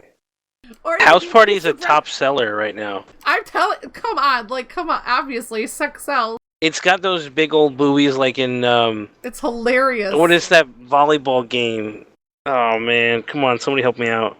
I don't know. I don't play volleyball games. There's a Dead or Alive volleyball game or something like that. Is it the trampoline game? No. I'm just kidding. Come on. Anyway, they got big old boobies in the game. It's hysterical. The jiggle physics, were they there? Yeah, the jiggle physics are all there. 8-bit jiggle physics. Oh god. Alright then. So hey, there we go. Episode 57, Rated Ark. Bye everybody. Ending on See you, everyone. jiggle physics. What the hell is this? The Dick Derby? What? Dicky Dirt? I You're have that. welcome, Lithics. All right, I gotta play the outro. Where are you? Where are you? I never can find it. It's really tiny and you really wouldn't want to, so. Ta-da. Ta-da. Damn it. I'm rusty. I don't. Oh, here we go. You can reach the show by email at ratedark@gmail.com.